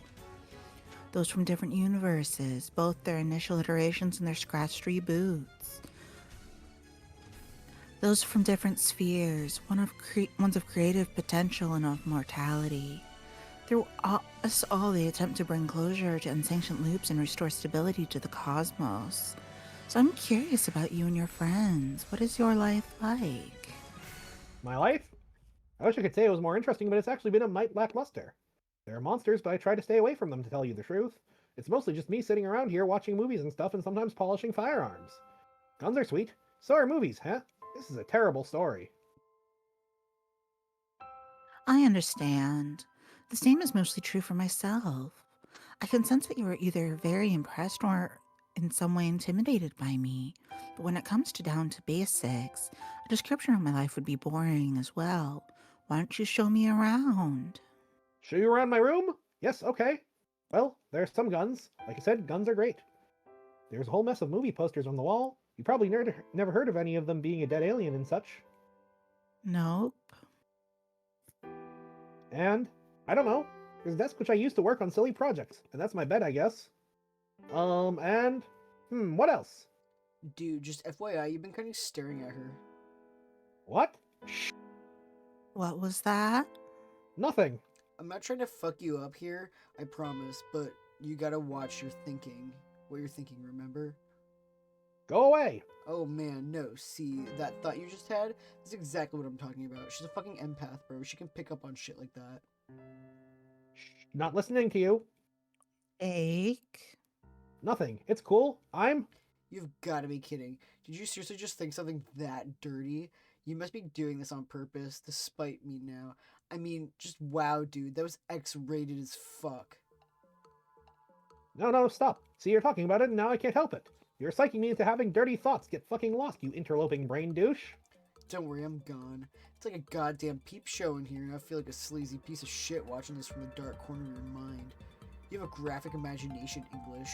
I'm kind of impressed. Shut up, they're just thoughts. It's not like I'm even trying to have them. They don't mean anything. Should I leave and come back during another dream? No!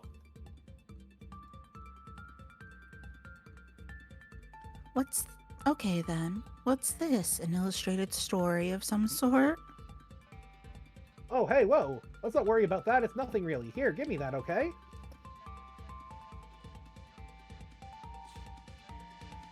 What are you getting flustered about this? Why are you getting flustered about this literature? Is it pornographic? It does not strike me as indecent at a glance, though maybe our cultures have different standards. Haha, what? No, it's not that at all. It's just... I don't know, it's just a nerdy comic. I read it. It's no big deal. There's got to be other stuff to talk about. Let's see. Jake? Huh? You know, it's not the first time I've sensed that someone felt a flushed attraction for me. A flushed what's it? Oh my flipping gosh. You really don't have to be so embarrassed. It's perfectly okay. Ah, oh god, you sense my stupid sexy thoughts. I knew it. God damn you, bogus brain strider. Someone needs to just kill me, or at least make me wake up. This is so humiliating, I don't even... Can you please just slap me really hard? Not in retribution for my ungentlemanly train of thought, then at least to get me to wake up and save me from my own ceaseless buffoonery. Actually, I do believe it would be within the scope of my abilities to get you to wake up. But do you really want me to do that? Maybe? If it is true that you think I am attractive, then why wouldn't you want to spend a little more time here with me? What's the harm? What? Are you really in such a hurry to leave and feel sorry for yourself for no explicable reason? Well, no. I already told you, Jake. I'm used to sensing many different types of feelings. It's given me a different perspective on emotions than most have. For most, the feelings of others are often a mystery, so they are prone to speculation and paranoia about the motivations of people they meet.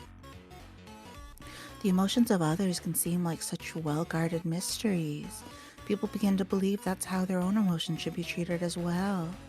So when someone can read their thoughts easily, it feels like a violation. But to one accustomed to reading those thoughts, there isn't the same perception of violation or secrecy. It's more like examining other self-evident facts about a person, like taking note of their appearance. It's still hard for non-psychics to understand this, though. Even if you explain it to them, it can lead to some awkward relationships, unfortunately. Imagine it would. So, you sense it when other fellows have had the hots for you, eh? Fellows, yes. And ladies. It's happened. Yowza. You must have been popular, I guess. Haha, oh no, not really. The fact that I've been the fleeting object of attraction to a handful really paints the wrong social picture, I'm afraid. That is hard to believe. It's my experience that people very often underestimate their own likability. I sense that feeling all the time. Probably because they're in the dark about others' thoughts. They're usually in doubt, so they frequently err on the side of pessimism. In many cases, they would be surprised if they knew how many around them were open to friendship, or possibly something more. I would venture that if you had such a sense, you might even be surprised yourself. To laugh, I'm quite sure my only suitor is my best bro, and even then he is such a jumbled, stupid puzzle of unfathomable ironies, I'm not even sure about that half the time. I wish I had your powers, that would be top-notch. I'd be parked on the corner of Relationship Lane and Easy Street. Kicked back in my eligible bachelor's limousine and never fuck up or say anything awkward, like I have been doing non-stop so far in this dream. Let's not get carried away. That certainly does not describe my experience. You would think being able to sense the occasional attraction from others would be advantageous and inspire confidence in yourself. And it is nice when that happens, sure. But then, you feel the negative emotions directed you as well. Even if they are less common than the positive ones, you have a way of dwelling on them and magnifying them far beyond their real significance. It's funny how an ability that should give you all the advantages in the world over others can lead you to feel worse about yourself than if you never had them. You put all your energy into thinking about the people with the bad feelings about you instead of the good, and you try your best to fix things.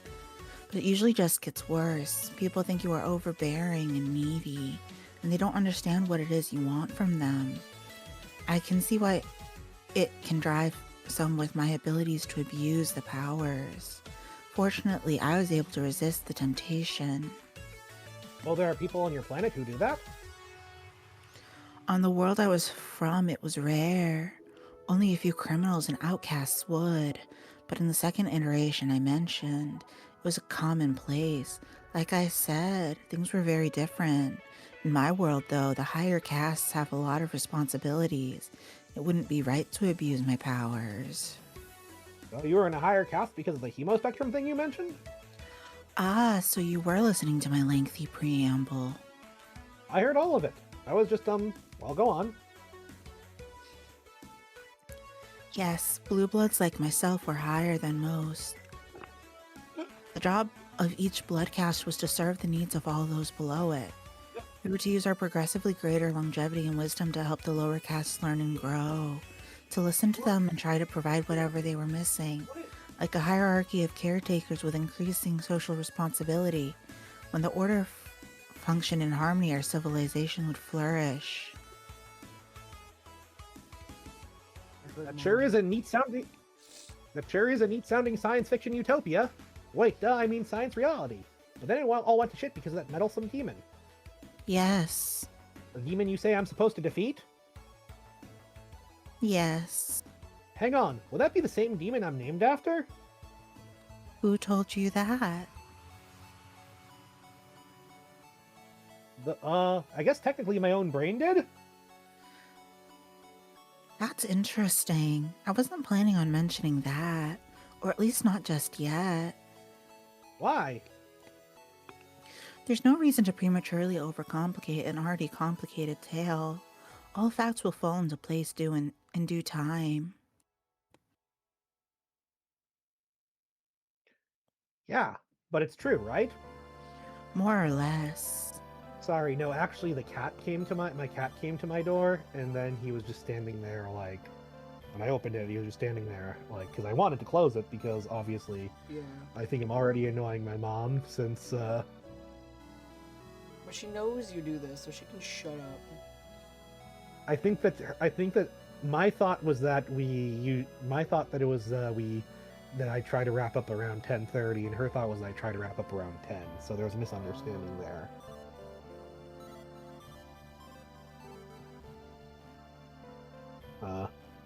We close to a good breaking point? We can finish this scene. Okay. Like, I'd be willing to go more otherwise, it's just... Yeah, let's just finish this scene. Can you tell me anything more about this demon? All I know is he might be a skull monster. Wait, he is a skull monster, right? He most certainly is a skull monster. A very big and angry skull monster. Yes, okay, but I feel like I should know more about him if I'm supposed to kill him. I didn't say you were supposed to kill him. He cannot be killed. Long ago, he discovered the Seeker's indestructibility. Oh. Defeating a foe doesn't always involve killing. He has had many incarnations in many universes. If you continue on your journey for long enough, you may encounter one of them. And if you have become strong enough by then, you may be able to defeat him in combat. And if that comes to pass, it would be the first defeat he has ever known. You would be providing the first glimmer of hope to others that someday he could be destroyed. Oh, you are saying that I could do all this? Or that I will?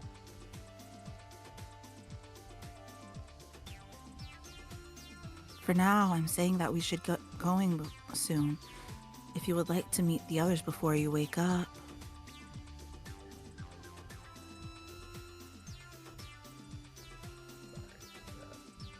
Oh, Anything else you wanted to show me before we go? I didn't mean to get us sidetracked like that.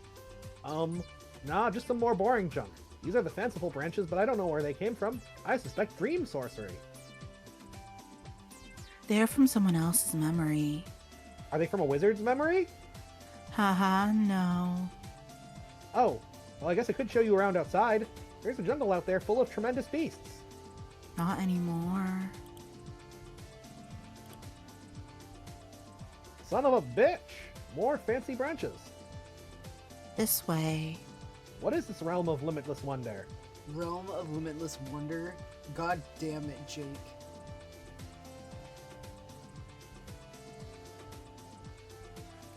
It was my planet.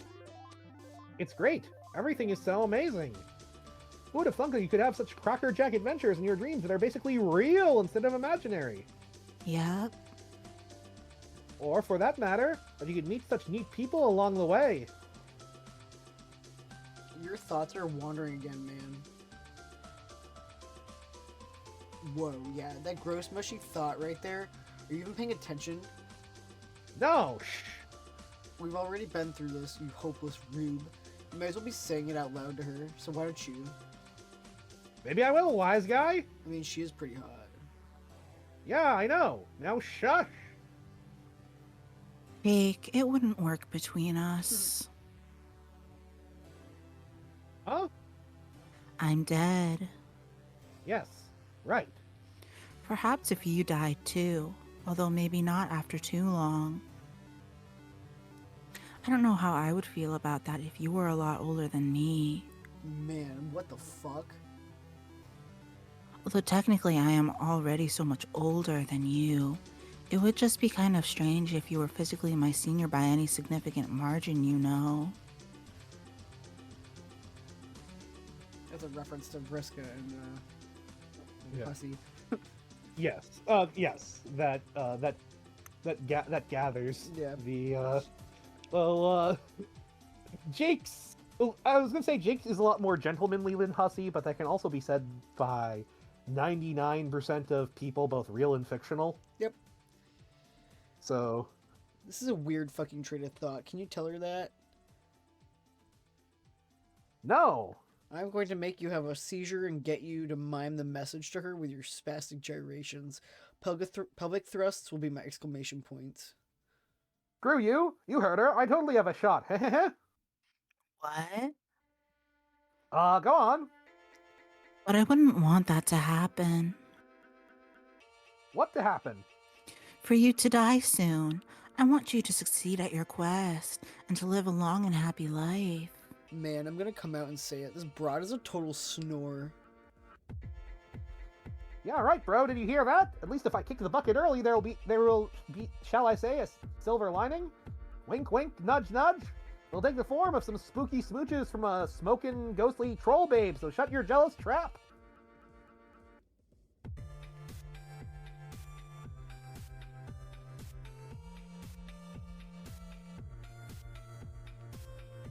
Wait. I'm pretty sure Vlad made a sound, but it wasn't picked up. Okay. Wait. Oh dear. How loud was I talking just then? You were pretty much yelling. Ah! If I were real, I would be giving you a standing ovation right now. 5 out of 5 hats. God. Okay, just pretend to forget that maybe? Not a chance. Not you, her. Her? Who? Me? Why don't you just tell me where we're going? I've gathered a small group of travelers for a meeting. They are briefly passing through this bubble. I was hoping we could introduce ourselves to one another and help orient an old friend of mine to the afterlife. Okay, who is your friend? Another troll? She was supposed to be the Empress of all trolls, actually. Wow, so she died before she could be the Empress, I guess? Not exactly, since she probably never would have been regardless. She didn't want the job. Why not? Remember how I said each class had a duty to take care of the younger and more populous classes lower on the order? Well, hers was the highest of all. She was the only one on the planet with such royal blood aside from the sitting empress. As the heiress, she was meant for a position of incredible responsibility. Once she claimed the throne, she would have to serve for many thousands of years until the next successor was ready.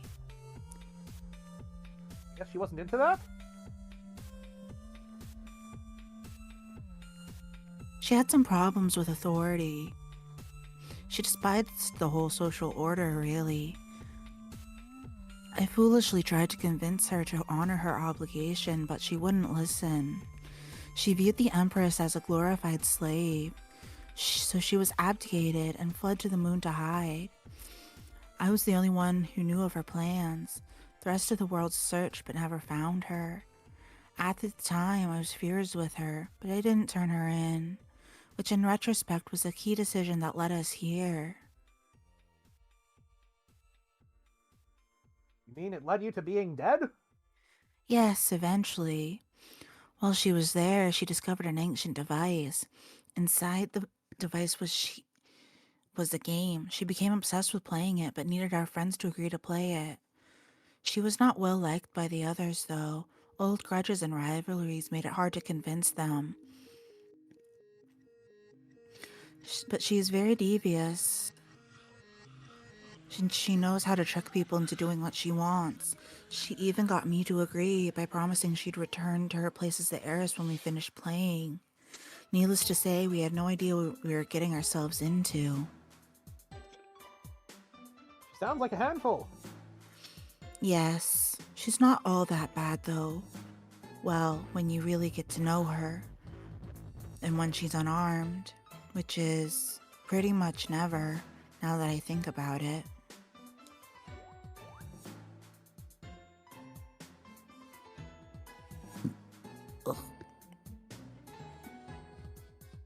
Okay, she probably is all that bad.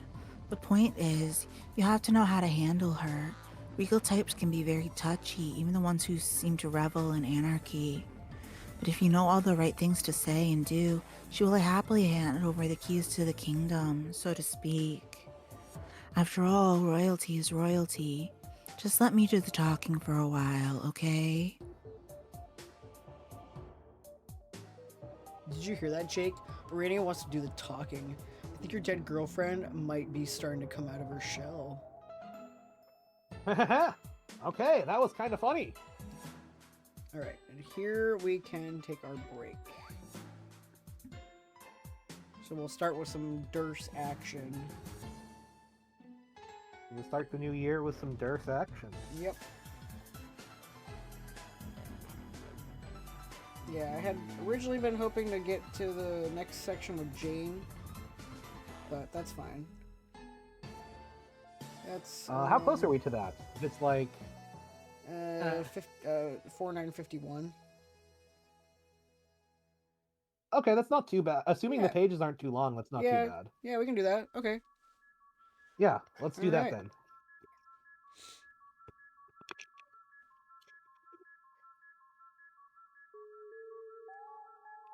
The Archagent cannot submit the paperwork for his daily report because the Archagent is in jail. He was a bit sloppy and got himself pinched by the White Shells. That leaves all his duties to the penultimagent, otherwise known as the Draconian Dignitary. You should bear in mind that penultimagent isn't an officially recognized title, though. It's just a word that he thinks sounds kind of cool. DD report. The report is that you've got all these reports to fill out, which the Archagent has been letting pile up, and which you have absolutely no intention of completing. Paperwork's even less your bag than it is his. As was mentioned, the boss is still stuck in the big house. You got the droll working on busting him out, but you've said no particular hurry on that. You like to keep a casual administrative style. The boss is always in a hurry, all wound up like a knife-wielding top. Personally, you don't see the harm in playing it cool. Mounting paperwork aside, there's still the matter of this little insurrection to deal with. The boy is still out there, piking heads, agitating subjects, getting everyone hot and bothered. The press is going berserk with it, and you can only have so many reporters killed on any given news cycle. Can't forget about the girl either. She's still out there going rogue. Wait, you mean AWOL. That stinking pun still gets you every time. Puns are even less dignified than paperwork.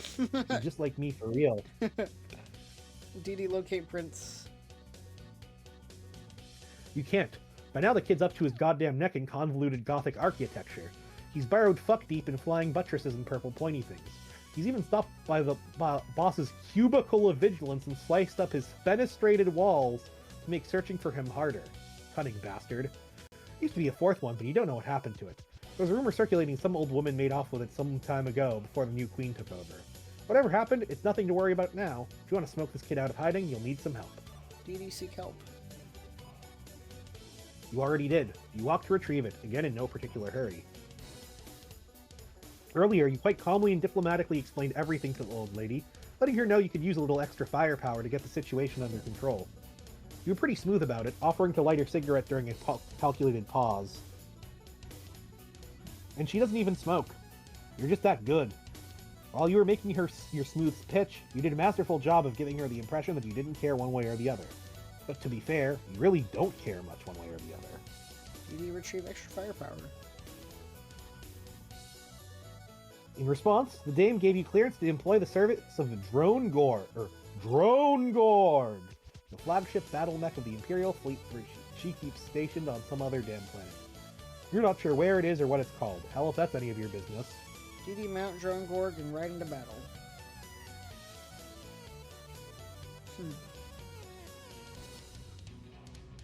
No. You'd feel completely ridiculous piloting that thing. It's a bad look for you. No style at all.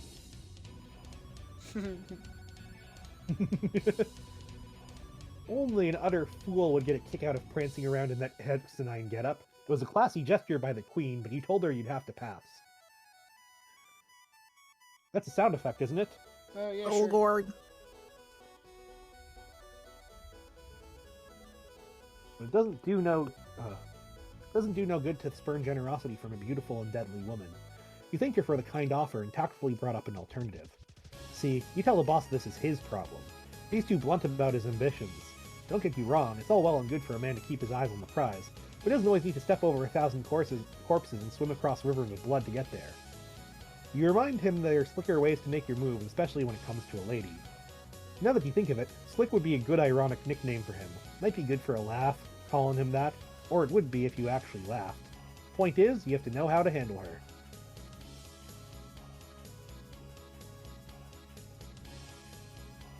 Regal types can be very touchy, even the ones who seem to revel in anarchy. But if you know all the right things to say and do, she'll happily hand the keys over the keys to the kingdom, so to speak. Just keeps happening, bro.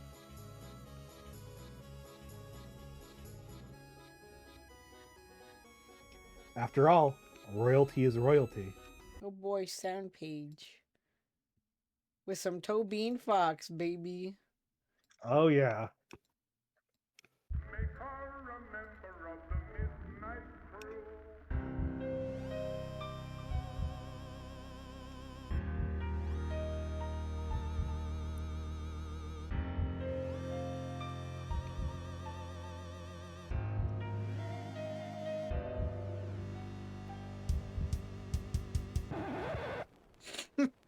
No, that was the same music that played when Jack rose in the first session. Yeah. So they're like, no, we're not going to do this.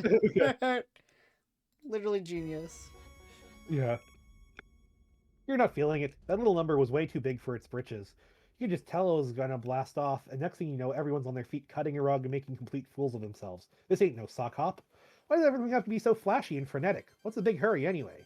Sure, you're gonna put this ring on, but when you're good and goddamn ready, maybe do a little reading first, have another smoke, finish your coffee, listen to some real music. Everybody needs to calm the fuck down. Ascend more casually. Here we go.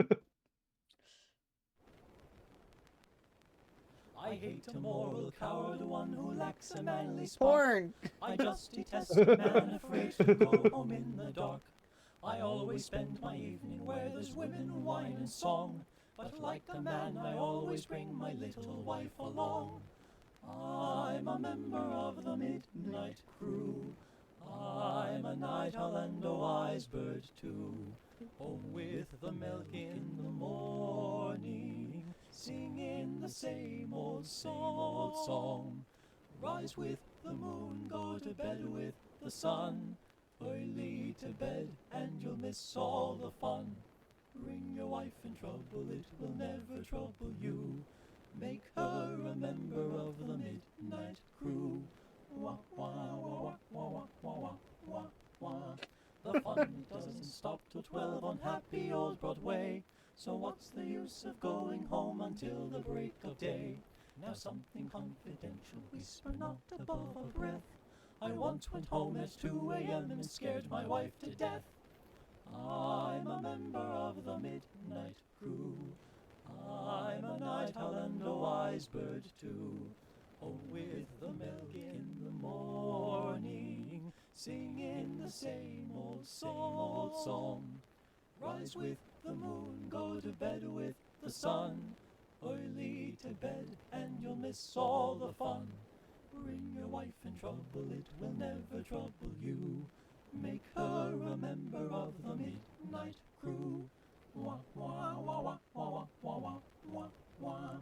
I never shall forget the night I made 6 rappers run. Although I didn't have a knife, a blackjack, or a gun, I proved myself a hero of a very high degree. I ran for home and 6 of them were running after me. I'm a member of the Midnight Crew. I'm a night owl and a wise bird too. Home with the milk in the morning, singing the same old song. Rise with the moon, go to bed with the sun. Early to bed and you'll miss all the fun. Bring your wife in trouble, it will never trouble you. Make her a member of the Midnight Crew.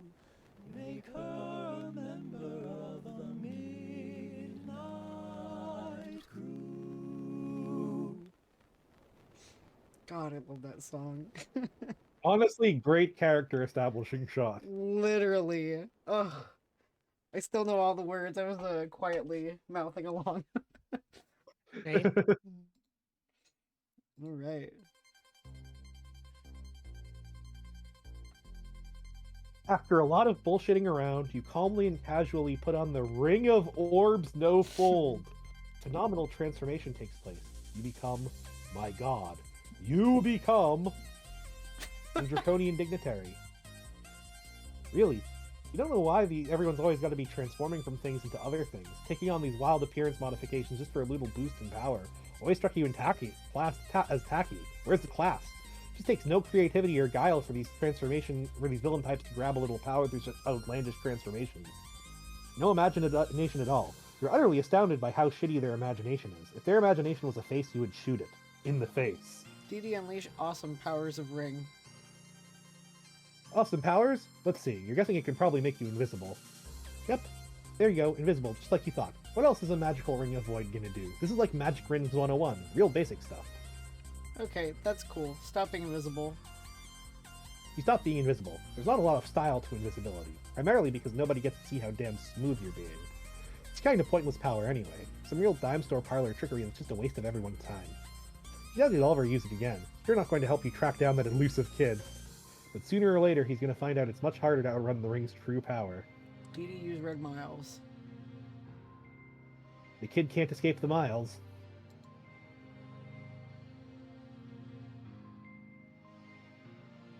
No one can escape the miles. And Jane keep looking for a dad, which is where we will start next time. Okay, Yippee. sounds good. There we go. We had to bring it back full circle. Started on Jane, ended on Jane. The circle of stupidity is not complete, but getting there. Yep. It just keeps happening. Boing. The one thing I am going to ask is each time, whenever we get to a point where you are like, Orville got this so right or so wrong, it's funny. I want to know after stream the moments you were talking about. Oh, I've been telling you. Anytime we reach a point, anytime we literally reach a point, I tell you. Okay. Yeah, and when we get to the point that you were right about that I was thinking of, you'll know. Oh, yeah. Okay. Which we're actually like, relatively close to. Interesting. Interesting. I You know how to say- keep my attention. Yeah, in about 100 pages. Oh! Yeah. I just looked. About 100 pages. Boy, oh boy. I'm gonna be like, whoa. It's good shit. Okay. Alright, so... I am very much presumably- looking forward to the third. Hell yeah. then. Yep, the third will be the next time we reconvene. Alright. If you've God not help us. heard it yet tonight, remember that. We love you! And we hope that you... That's gay. It's true. Very. Yes. We hope you have a good night, especially Orville's mom. She'll be the first to be taken for not being mirthful. Not a homosexual. Okay, good night. Like, Good night.